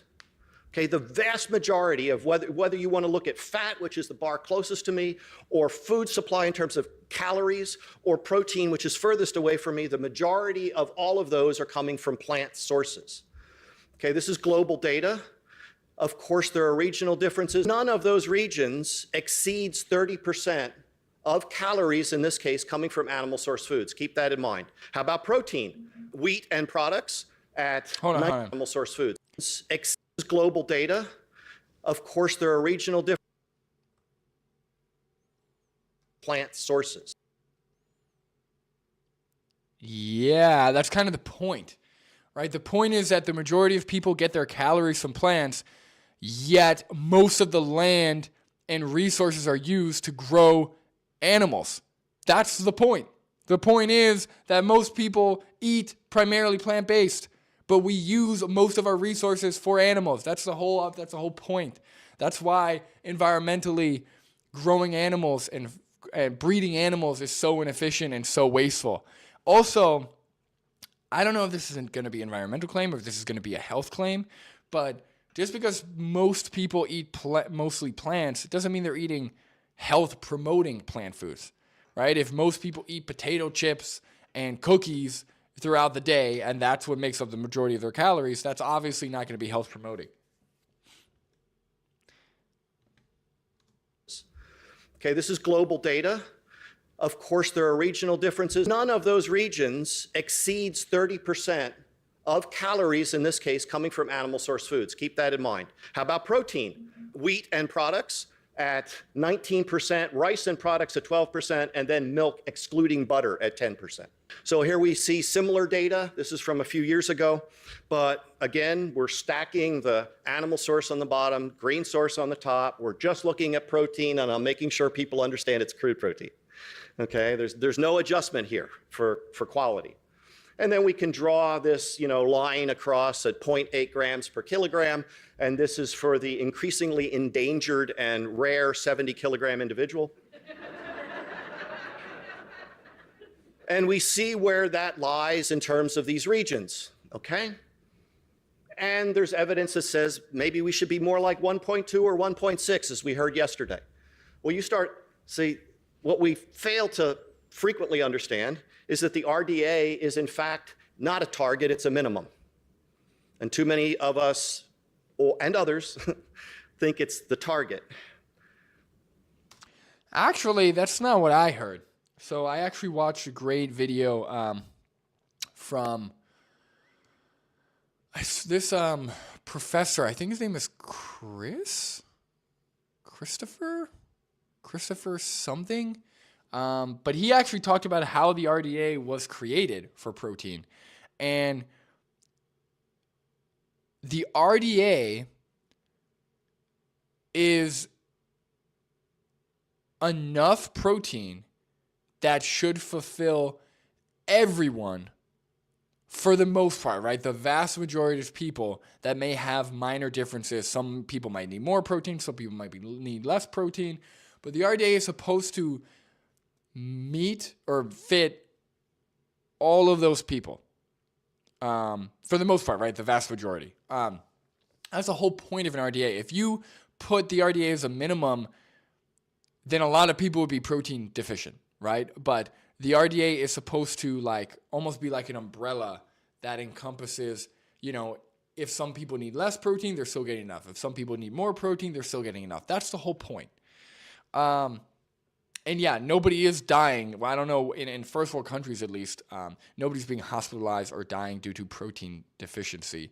But also, again, when we look at the previous chart they were looking at where wheat and wheat products are where a lot of people are getting protein from, that's just processed. That's another way of saying processed food, right? Processed whatever, right? Because it's not, I mean, it could be pastas and whole grains and stuff like that, but we know that the majority of people don't eat a well-balanced or health-promoting diet, right? Most people are over-consuming calories. They're eating more calories from processed foods, low in fiber, lower in protein. We know this.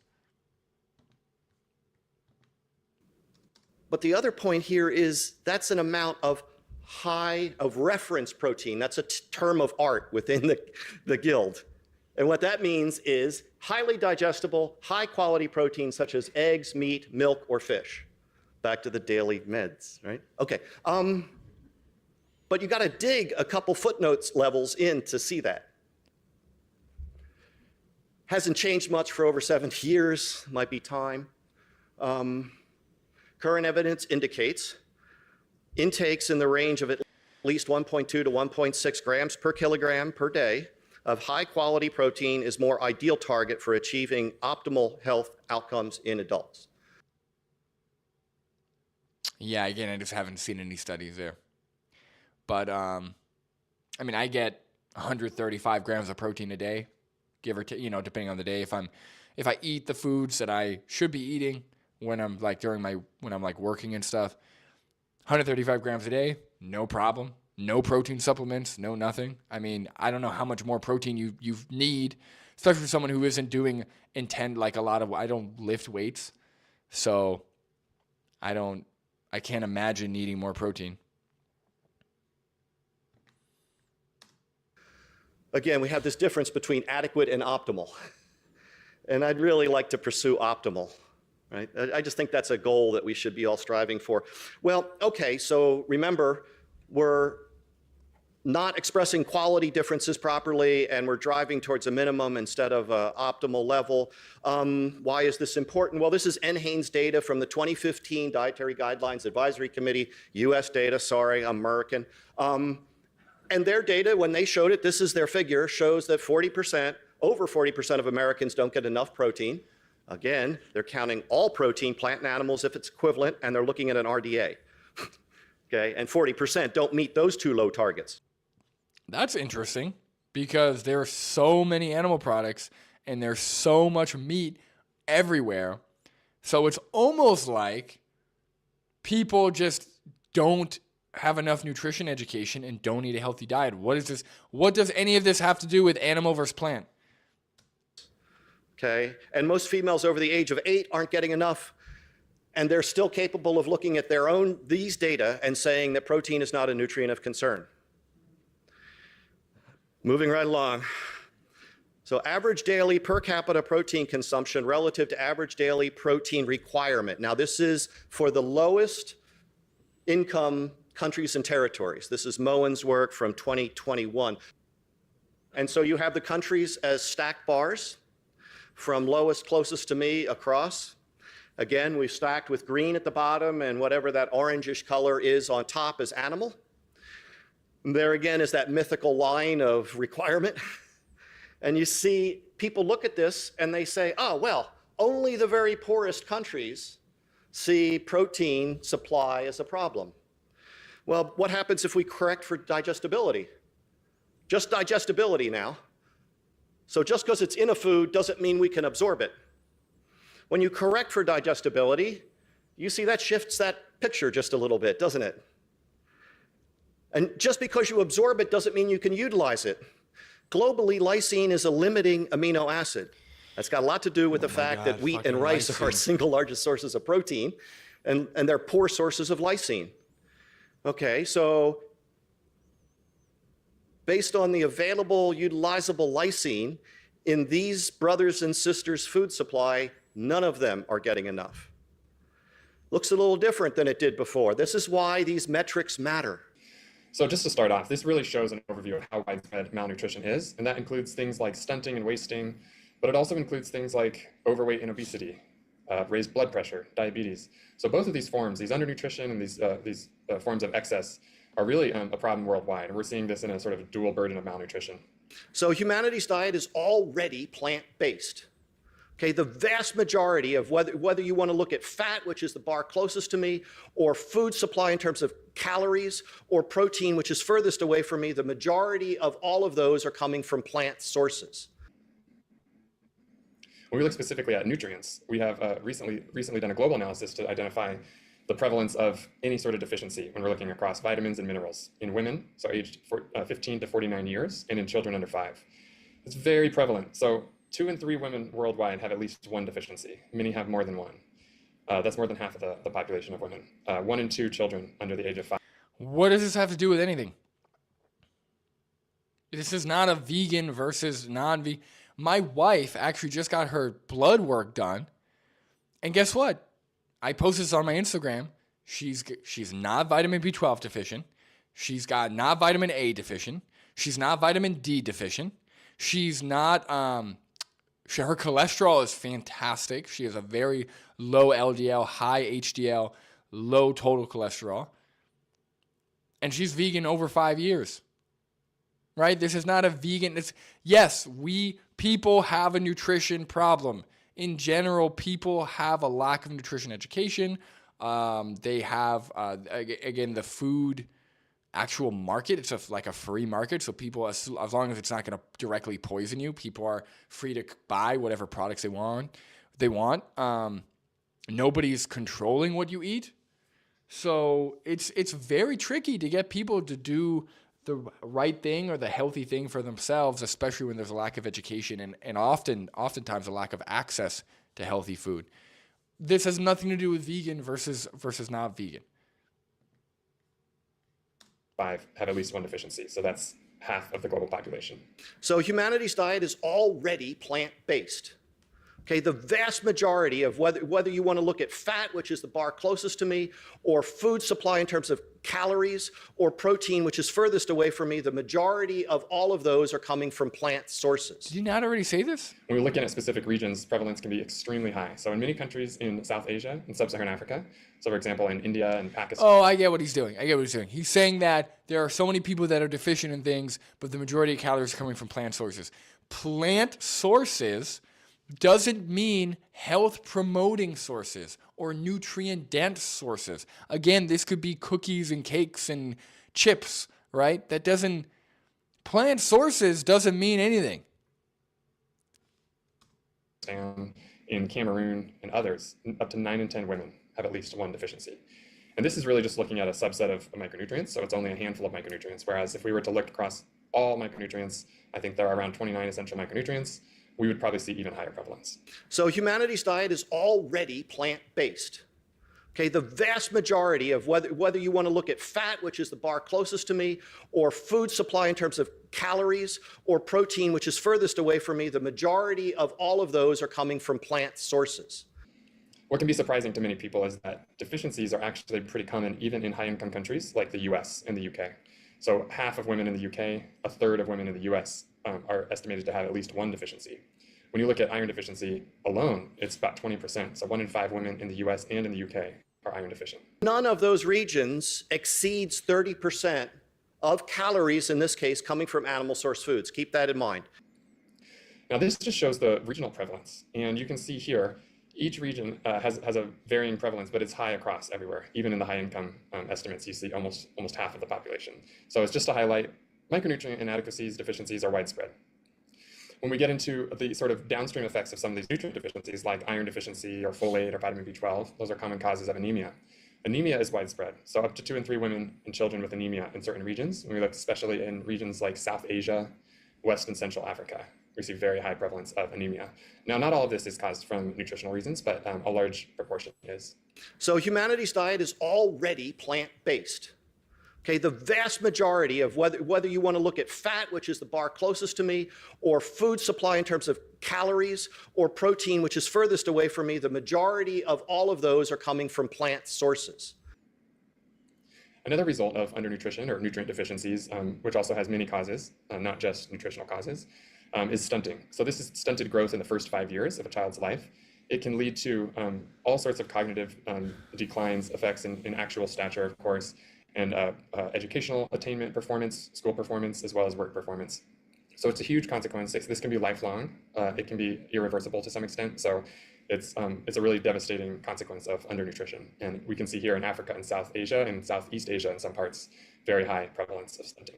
Now, when we're looking at the diet, so we're looking at dietary intake surveys across countries.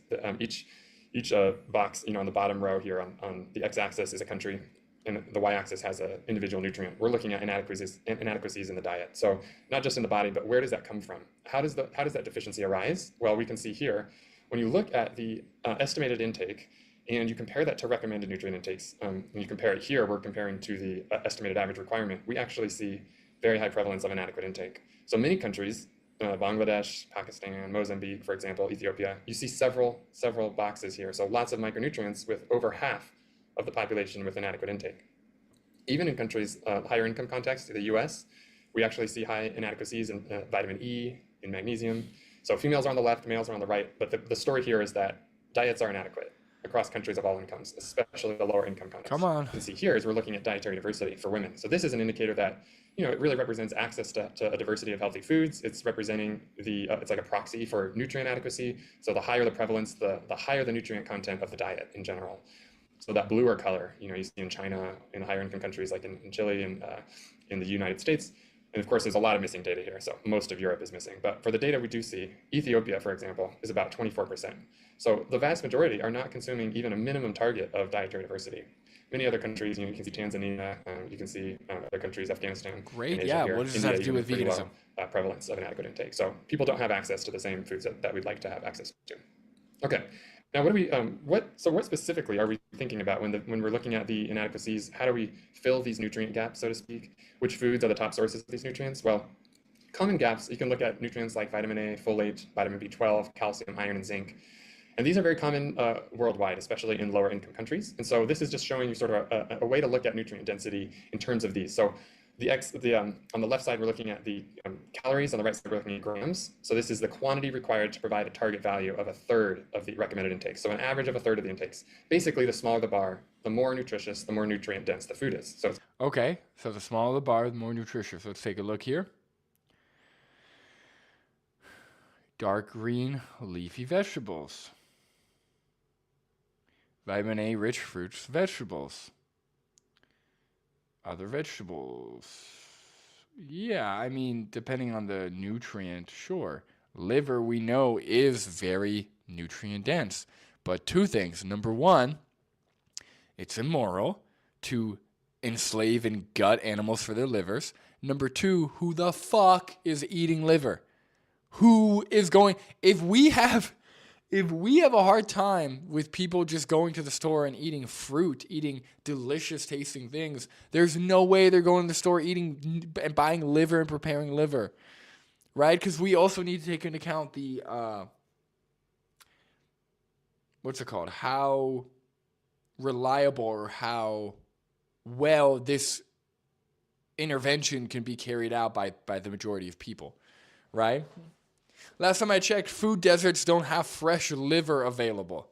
But that's a separate topic. Again, this has nothing to do with veganism. It's going to contain higher nutrient content. And what you can see is these dark green bars take very small quantities. For example, 11 calories of liver, 7 grams of liver to provide the same quantity of micronutrients on average as something like, for example, refined grains at the bottom here. Yeah, who the fuck? Nobody's promoting a large consumption of refined grains. So most of these foods are animal source foods and dark green leafy vegetables. And that's just sort of highlighting the vast difference in priority micronutrients across these different food groups. So when we think about animal source foods, obviously a lot of those foods were sort of the top sources of some of those nutrients, and that's for being dense in those nutrients and also containing bioavailable forms of those nutrients. So in general, I like how they made they did like artistic renditions of a fish, a goat, and a chicken. Animal source foods contain more bioavailable forms of several nutrients. So they're the only intrinsic dietary source of retinol, which is a very bioavailable form of vitamin A, heme iron, vitamins B12, and D3. Certain mushrooms can provide D3. Yeah, like what are you more likely to get people on board with and provide access to? A variety of plant foods that are delicious, like fruits, certain vegetables, whole grains, beans, right? Stuff like that. Or fucking shirtless Paul Saladino eating raw liver with some honey on top. He's like, oh yeah, everyone should be doing this. He's like trying to get it down before he like vomits because it's so gross. Like, what do we think? It's already hard to get people to meet the dietary guidelines, right? And these are foods that do taste good, right? Fruits and vegetables, when prepared, they do taste good. Fruits specifically. They're delicious and they're sweet and they're great. Whole grains, right? Whole wheat bread, different types of chips and all types of stuff. Corns, like these are good tasting things. And people can't even eat them, right? They choose the even tastier things, right? The more processed foods, all of the refined grains, added sugars. That's what people choose to eat. You're not getting people downing liver with honey on top. It's not happening. So I don't even know what the point of this comparison is. But they're not as commonly accessible. So those are sort of top sources of those nutrients, and also zinc and vitamin B. Yeah, race liver. Maybe I will have to. I might do a shirtless activism this summer, but we'll see. 6. So if you were to have the same amount of zinc or B6 in a plant source food, you're actually going to absorb less. And so it's very highly available forms of those nutrients. Of course, we commonly hear of and know that animal source foods have complete protein, much more bioavailable, big spread of diversity and quantity of essential amino acids. And then long-chain fats as well. DHA and EPA are very helpful for brain development, for cognition, also to protect against non-communicable diseases. And really, they're the only source other than sea vegetables. So if you don't have sea vegetables like different types of algae or seaweed or supplemental forms of those, you really need to have animal foods to get that DHA. You could just have ALA. ALA is an essential nutrient, and you convert ALA into DHA and EPA, especially if you eat enough of it. So that's fine. And EPA.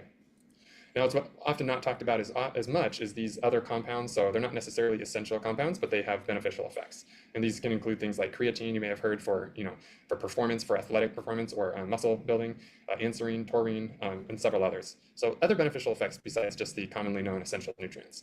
So in the next couple slides, we're looking across the life course. So in particular stages of the life course, we think about that early childhood or the period where a woman gets pregnant and delivers a baby. The first 1,000 days, as it's called, the first 2 years of a child's life, and the year of pregnancy are really critical periods, and they can form a child's nutrition for life and have consequences that can last, as we looked at with stunting.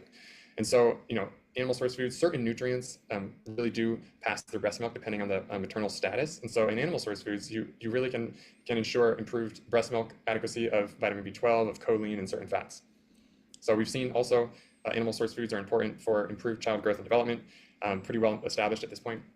It's really difficult to meet nutrient requirements for young children, especially for children 6 to 9 months. So when they're first starting to eat complementary foods on vegan diets, even in high-income contexts, without any sort of supplements.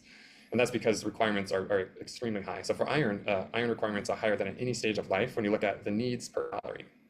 So looking at dairy during pregnancy, it's been associated with healthy birth weight and length, and among adolescents associated with improved bone health, height, and reduced overweight and obesity. And bone development and growth takes place, a large portion of that happens during adolescence, and so it's a really critical period. And as adults, women, about half of women are estimated to have a bone fracture at some point in their life. So bone health is a serious issue that can really last into. Yeah, this isn't actually showing a comparison, right? It's not actually saying, hey, this actually leads to better health outcomes or to less fractures or to more whatever. compared to an appropriate plant-based diet, right? So this doesn't actually discredit or disprove anything about plant-based diets. Also, who the fuck is this? Who is this guy? What is this chart? What are we looking at? Is this peer-reviewed? This is not a documentary. There are no sources. What is this? Adulthood. There's also very clear evidence that for older adults, the lean red meat intake can really help muscle health and protect against sarcopenia. It provides a lot of high quality protein in a sort of an appealing food that is sometimes older adults have trouble to eat enough protein. And then dairy can have beneficial effects not just on bone health, but on sort of diseases of aging. Yeah, so we turn 36% of our calories into 5% of our calories globally, roughly speaking. So wonderful. I wanted to get into that argument because it's complete bullshit. This whole trophic levels. Oh yeah. Okay. So let me just debunk that bullshit. Okay. Okay. So yeah, I know this argument. The second law of thermodynamics, heat is lost. Yada yada yada. I get that. What does this say about nutrition? Jack shit. Okay. That's because you can have a diet or a plate of food, right? A meal with, let's say, 1,000 calories, and another plate of food with 800 or 500 calories, whatever, right? But the first diet or the first plate of food is potato chips and. Okay. So what he's doing now is he's not actually going to debunk the claim that you lose calories by, with breeding animals and having to feed animals calories. What he's saying is, well, you may lose calories, but the calories from the beef are more nutritious or more nutrient dense. When actually, if you just eat a variety of plant-based foods, you can still get an adequately, a nutritionally adequate diet that doesn't lose calories by having to feed them to a middleman. Now, you can also just take a multivitamin, one supplement, right? That's easy enough. Skittles and Oreos, and the other one is grass-fed beef and beef liver. So what is more nourishing then? Who the fuck is eating grass-fed beef and beef liver? There's a difference in nutrition.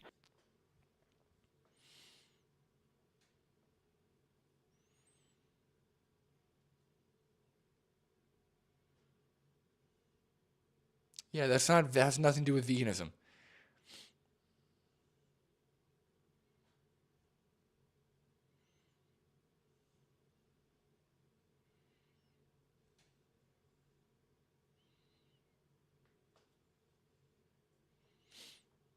Hidden hunger. Food loss, which is worse for plant foods, okay? And the global nutrient loss actually associated with that, which is insane, actually.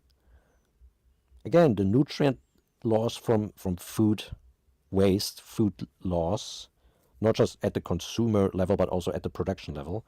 You can clearly see that things like grains and fruits and veggies are the biggest culprits here when it comes to nutrient loss, okay, for all kinds of nutrients. So this is actually something that is inefficient, okay, that is actually wasteful, not a production system where animals eat something that humans cannot eat and they turn it into something that we absolutely need to survive, okay? Actual bioavailable nutrition, nutrient-dense food, on top of all the other products that animals deliver, which is not just food, and all kinds of other services, both economic. I'm confused. Hold on. Nutrient content.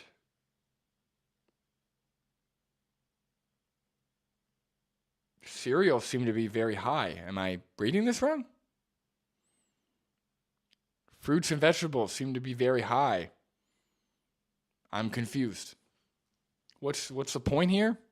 And ecologically as well. We'll be debunking the famous vegan myth that vitamin B12 can be obtained from plant sources. This may be the most dangerous vegan myth of all. B12 is impossible to find in plant foods, along with 13 other essential nutrients that you will not find in plants. About 40% of Wait. Vitamin A is in plant foods.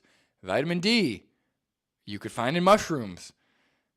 Vitamin F? I don't know. I've never heard of vitamin F. Maybe that is a thing. Vitamin A is in the form is beta carotene, right? Primarily found in orange, like bright orange foods. It's not the preformed vitamin A. It's not retinol, right? So you can't actually. The benefit of plant-based vitamin A is that you can't have vitamin toxicity, right? Or hypervitaminosis from too much of vitamin A in something like beef liver or liver, whereas with whereas with plant-based vitamin A, it's in the form of beta carotene. It gets converted, so there's no way to like consume a toxic amount. Vitamin D you could find in mushrooms and in other plant foods, so that's just incorrect. Creatine is not an essential nutrient. So I don't know about carnitine or carnosine. Heme iron is not an essential nutrient. Cholesterol is not an essential nutrient. CoQ10 is not an essential nutrient. CLA, I don't know what that is, but I would guess it's not an essential nutrient. So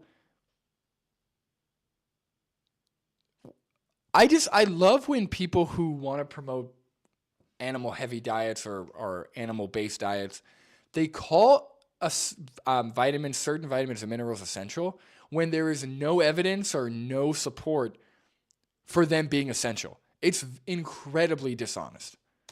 Foods, along with 13 other essential nutrients that you will not find in plants. About 40% of people have low levels of vitamin B12, which is an issue that needs to be addressed because B12 is an essential nutrient for the production of your red blood cells and DNA. This essential nutrient also affects your mood, energy level, memory, heart, skin, hair, digestion, and your reduced risk of Alzheimer's and cancer. Without B12 in your diet, you will eventually succumb to anemia. Wow, it's almost like they make dietary supplements. Fatal condition. Common symptoms of which being paleness of skin, brain fog, cold arms and legs, weakness of the body, dizziness, etc. These signs being easily spotted with long-term vegans. It gets worse. Even if vegans try to supplement with plant-based pseudo B12. I'm sorry, is this supposed to be some kind of... He looks older for sure, but I don't know what... That doesn't show any... You can't prove nutrient deficiency based on a change in someone's look over the 5 years. Studies show vegans are looking at a significantly heightened risk of cancer from using these vegan B. What are you talking about? These are not studies. Stop it. These are random screenshots. No, stop. There are. I have never seen any studies showing an increased risk of cancer from B12 supplements. Stop. B12 supplements. According to PhD dishonest nonsense. Author of the book Diet and Heart Disease, several studies indicate most, if not all vegans, have impaired B12 metabolism and low B12 concentrations. Vegans simply do not get this vitamin from their diet because it can only be found in animal foods like eggs, dairy, organ meats, red meat, and fish. Yeah, eggs, dairy, guess what? How's it getting there? Supplemented. Eggs and dairy, supplemented. Organ meats, maybe not supplemented. Red meat, again, if it's factory farmed, almost certainly supplemented. But eggs and dairy for sure, supplemented. Besides anemia, deficiency in B12 can also cause fatigue and neurological disorders. Again, this is because vitamin B12 is essential for cell division, energy, DNA production, and the formation of your red blood cells. Many vegans believe they get B12 from eating tempeh, spirulina, a type of algae, and brewer's yeast, but this is not true. Though these foods contain compounds called B12 analogs, these plant-based pseudo B12 compounds cannot be metabolized by your body. Just eat a fortified food or take a supplement. Like spirulina actually depletes B12. This is because... But if your diet requires supplementation, it is inadequate by definition, or it is deficient by definition. No, it's not, bro. That's why they're called dietary supplements. Just take the supplement. Oh my God, bunch of babies. You know what's better than fucking pouring honey on raw liver and downing it? Just taking a vitamin. Easy.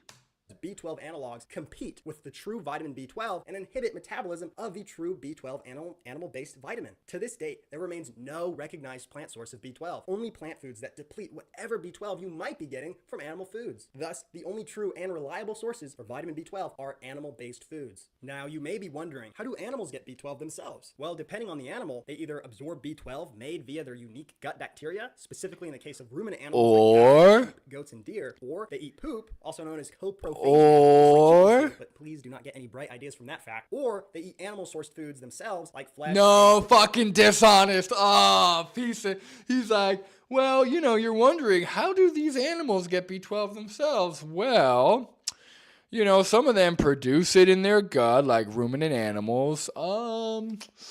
Some of them, you know, they eat animal flesh themselves. You know, we just feed them animal flesh and eggs and milk from the store that already have B12.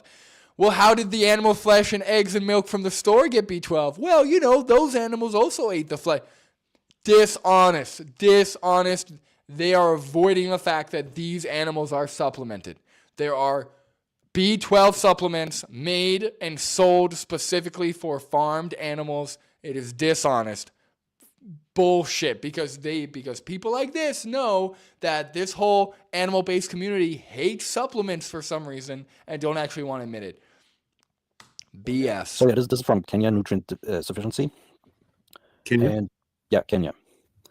And here you see a bunch of nutrients, and what you can see here is it's critical or low. Is this spherage in disguise? Do you guys remember spherage?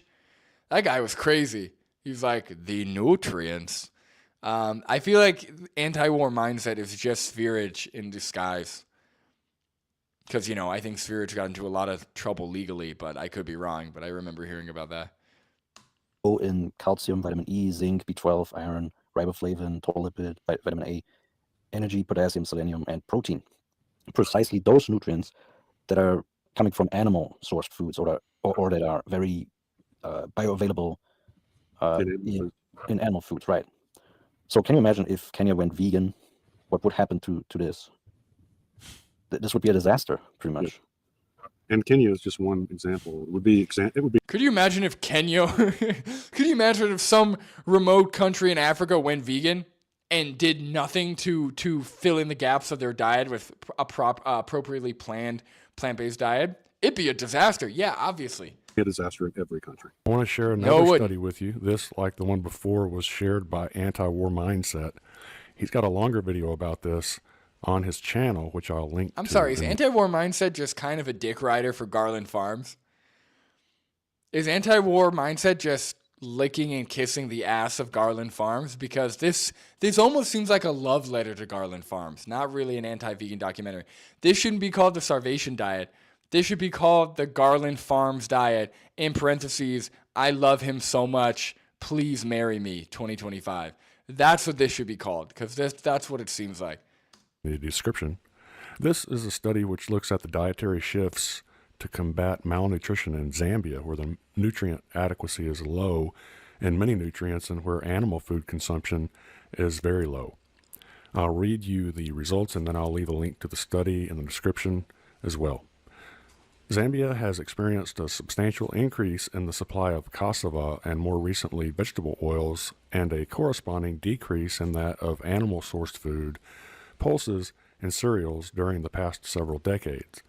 A diet based on all the foods currently available for Zambian consumption is predominantly cereal-based and includes very little animal-sourced foods and few fresh fruits and vegetables.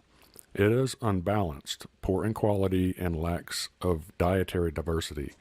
Multiple micronutrient deficiencies were identified, including protein, lysine, calcium, zinc, available iron. Hold on. It's fucking picking and choosing right here. Look.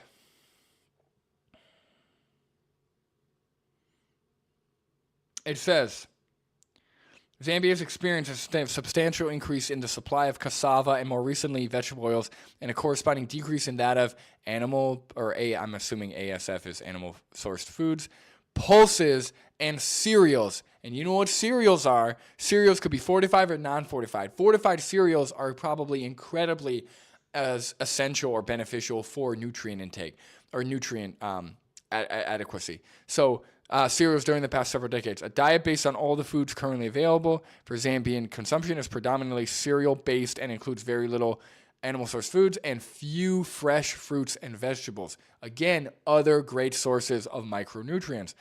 Yes, obviously. What are we talking about? A, B2, B12, and D.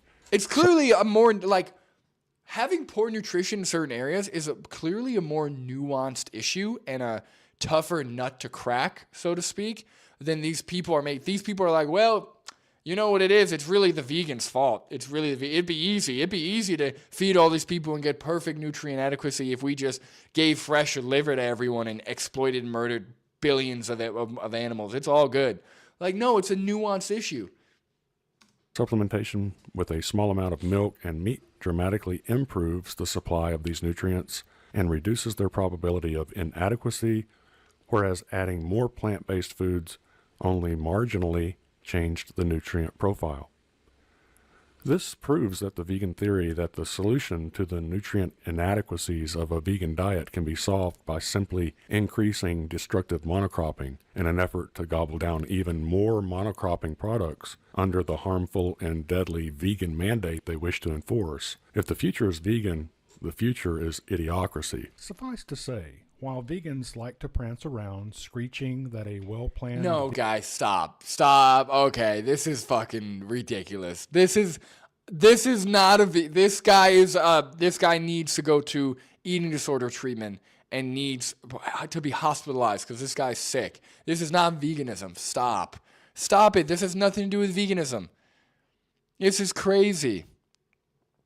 Raised Lever. So this isn't Garland Farms. So this is Anti-War Mindset is the channel who came up with a vegan documentary. He sourced most of this from Garland Farms, but this actually isn't Garland Farms. I'm reacting to this or reviewing this due to somebody on Instagram who follows me. He requested it. So, and I've never seen an anti-vegan documentary. So that's why I'm watching this. That's why we're reviewing it. I think I'm going to get an hour through, so we're at 53 minutes. I think I'm going to get an hour through, and then this will be the first part, and then maybe I'll finish it, or not. We'll see. I mean, I can't imagine what the extra hour is going to be, but... Vegan diet offers all the nutrients your body needs. They've actually not come up with a plan at all to make a vegan world succeed in anything but massive global starvation. This is a photo of Sheila O'Leary wearing prison... Oh my fucking God, dude. Not this. Oh my God. This has got to be the dumbest, most dishonest, horrifically poor argument against veganism. Hey, this is a picture of someone who starved their kid by feeding them nothing but almond milk, by feeding them nothing but raw fruits and vegetables. Like, yeah, no shit. No shit. How many non-vegans harm their children? How many non-vegans are inadequate parents? Greens after her 18-month-old baby died of malnutrition while being fed a vegan diet. And this, unfortunately, was not an isolated incident. In fact, after a number of deaths linked to vegan diets, Belgium has now introduced laws where parents face 2 years in jail if they feed their children vegan diets without vitamin supplements and close medical supervision. Great. Yeah, it's almost like we should be doing that from the start. You should be feeding your child a vegan diet that includes vitamin supplementation and regular primary care or pediatrician checkups. Seems simple to me. Seems like the best solution, but for some reason these people take that as like it's almost like that's not good. Like, oh, in caveman time, all you need is beef liver and no doctor and you good. It's like, dude, we're not cavemen anymore. You don't need to live this way. And even if a vegan diet doesn't kill, it can still lead to severe and often permanent consequences. No parent should ever have to live with the knowledge that they've caused their child permanent brain damage, nor should they have to watch their toddlers. Yeah, again, these headlines. Me and Patrick, aka Foolproof Mastery, my boy. I love Patrick. I think we reviewed this. Maybe it was Vegan Postmortem 2, or maybe I actually don't remember. It was a long time ago. But we went through these headlines, and almost always it was some extreme version of a plant-based diet, or it was lacking calories, or it was completely poorly planned. There's no, and just for the record, anecdotally, my brother has 2 vegan kids, vegan from birth, right? They eat a plant-based diet. One of them is 8 years old. 8. Yeah, gonna be 9. And he is healthy weight, healthy, he's active, strong. Like, it's just about how you do it, not doing it, that is gonna cause harm. His bones snap under the weight of their own body. Both consequences of vegan. Ray Zucker says, some people do still live in caves, bro. That's cavist. Yeah, sorry. Don't want to discriminate against people who are still living in caves. You could be educated and still live in a cave. You could be a good person, still live in a cave, all right? So don't cancel me, please, internet. Vegan diets. What's really in those dietary supplements? Fair warning for patients. Right? They're putting in all kinds of banned, untested stuff in there. They're putting all kinds of banned, untested stuff in there. It's like, dude, can you be any more vague? Also, what kind of supplements are we looking at? Also, it says prescription drugs and unapproved ingredients added, not disclosed. These are dietary supplements are not prescription drugs. What are we? So dishonest, dude. Prescription drugs and unapproved ingredients added, not disclosed. Researchers found banned or even experimental and potentially dangerous pharmaceutical-grade ingredients in dietary supplements, sometimes even after companies had been warned about the problem and specific ingredients by the FDA. And why did it say prescription drugs? That's weird. Supplements, that's something we are morally obligated to take in that vegan scenario. Oh, unless they're saying that there were some dietary supplements that had prescription drugs added to them? Okay, I would like to see evidence for that. Right. I mean, this is just insane. The vegan diet is deficient in a whole lot of different nutrients, but just take a supplement. What's the problem? Just take a supplement. Yeah, or fortified food. Yeah, just eat fortified food. Just eat fortified food. It's fortified. Let's not look at the fortification process. So there are a lot of vegans that sort of say, oh, fortification though, right? They say that, oh, yeah, the vegan diet might have these nutrient deficiencies, but we can just take supplements or we can just eat fortified foods. But is this actually this magic bullet, or is this another misleading claim that these vegans make, right? So here is a great report that actually looks a little bit deeper into this. The report is also very outspoken about the risks and limitations of food fortification as a single intervention. It neither cures the symptoms nor the causes of vitamin and mineral deficiencies. Isolated fortification initiatives do not address the complex and mostly chronic nature of food and nutrition insecurity, including hidden hunger, which has its roots in poverty. Yeah, obviously, just implementing fortified foods doesn't fix nutrient inadequacies or immediately resolve the complexities that lead to like the dietary guidelines not being met. There's a lot of different factors, right? Poverty, stress, family situations. There's, so many different factors. It's not, oh, here's a fortified food, all your problems are fixed. It's not, that's not how that works. That's all they're saying. There's widespread agreements that measures for eliminating hidden hunger should be based on dietary diversification and consumer education about choosing a balanced and micronutrient-rich diet. Correct. Okay, a balanced diet, not a restricted vegan diet. You could have a balanced plant-based diet. Balanced doesn't mean you need to eat animal flesh and secretions. That's not what balance means. Okay. Now here are some facts about malnutrition. So micronutrient malnutrition accounts for 10% of the global health burden. Okay. Deficiencies of vitamin A and zinc are responsible for nearly 300,000 child deaths in under fives. Okay. 18 million babies are born mentally impaired due to iodine deficiency each year. Yep, you need to take 109 iodine. million preschool children are affected by vitamin A deficiency and 293 million by anemia. Iron Okay. deficiency undermines the health and energy of 40% of women in developing world. Severe anemia kills more than 50,000 women a year during childbirth. Countries may lose 2 to 3% of their gross domestic product as a result of iron, iodine, and zinc deficiencies. Now, those are the kinds of facts that misanthropic vegans just laugh at or ignore, I guess. No, it's not ignoring. It's just this has nothing to do with plant-based diets or veganism. You can prevent all of those things on a plant-based diet or on a vegan diet, right? And again, veganism is not just a diet, right? It's being against the enslavement and exploitation of animals. Easy. You can resolve all these things and not exploit and enslave animals. But here's more. So what are actually the risk factors for micronutrient deficiencies in these impoverished countries? Well, one of the risk factors is monotonous diet resulting in low micronutrient intake and poor bioavailability, especially of minerals. And the second risk factor listed here is low intake of animal-sourced foods. Wow. But does fortification actually help? Wow.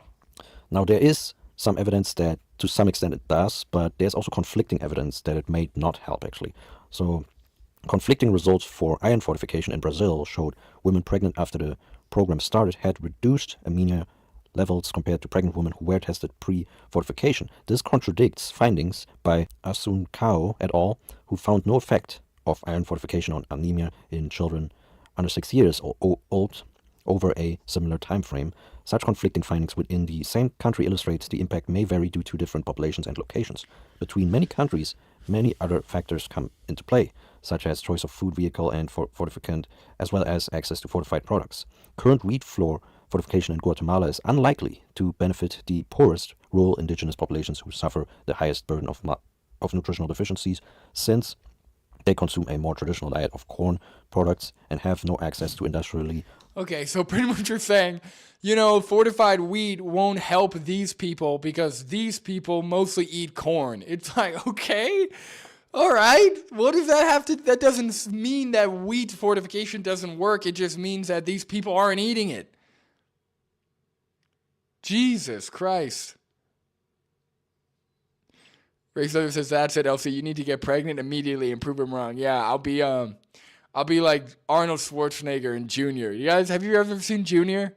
Where he gets pregnant? I don't know. I can't tell if that movie was ahead of its time or if that movie was really stupid. It's hard to know, but either way, if you haven't seen Junior, I recommend it. Produced and fortified corn flour. In industrialized countries such as the United States, where fortification is well established, the actual proportion of vitamin and mineral deficiencies eliminated as a result is not easy to determine. The almost complete elimination of rickets, goitre, and pellagra, invariably attributed to fortification of foods with vitamin D, iodine, and niacin, respectively, is considered one of the great public health achievements of the 20th century, but other factors may have been equally important in eliminating nutrient deficiencies. For example, U.S. pellagra death rates were declining well before the introduction of mandatory niacin fortification in 1938, attributable to changes in economic growth, food prices, income, food availability, and consumption habits that were also taking place at the same time. Nutrients used in fortification make up only a small fraction of the total number. Yeah, raise lever. Yeah, if I end up having a kid, I will put Race Junior somewhere. Nutrients known to be essential in somewhere human on their birth diets. certificate. Let me repeat that last sentence. Nutrients used in fortification make up only a small fraction of the total number of nutrients known to be essential in human diets. Okay? So this nonsense that this is this all fixing solution to the deficiencies of a vegan diet is absolute nonsense. Okay? So as you can see, fortification is not this magic bullet, and there's even some risk attached to it. So safety concerns about food fortification, reports of potentially fatal iodine-induced hypothyroidism disease in Zimbabwe and Congo due to introduction of overtly fortified salt. appropriate levels of iron may be unsafe for a small proportion of people with clinical disorders relating to iron absorption and storage. An increase in rates of hemochromatosis, a condition of iron overload in the US, may be linked to increased consumption of fortified foods, although there is no definitive evidence of this. So there are also some risks that you might over-fortify foods, which can be potentially toxic. Now, there are other issues with food fortifications. So, for example, biofortification. All right. We gotta wrap this up, guys. This is it. So we made an hour. If you guys want to see a part 2 to this, maybe I'll do another live stream next week to finish it up. But let me know. I was kind of crunched for time. Like I said, I came back from a lunch with my family, so I was kind of crunched for time. But next week, I might start earlier, just finish it. But yeah, let me know if you want to see more. If not, I can't imagine what's left in the extra hour. I'm kind of curious. So if you're curious, I don't mind finishing it. But thank you, everyone, for tuning in. Hope this was enjoyable, informative, funny, whatever. Yeah, this is probably the worst documentary I've seen and very poorly done. But really appreciate everyone tuning in again. Thanks for watching. And yeah, I look forward to seeing you on the next stream, next video. And stay tuned for activism. I've been kind of low radar because it's cold and nobody's really in town. But come like April, May, I'm getting back on the activism. I might do some live stream activism. I'm definitely going to be pumping out more videos, so definitely stay tuned there. But thank you, everybody, and I'll see you in the next one. See ya.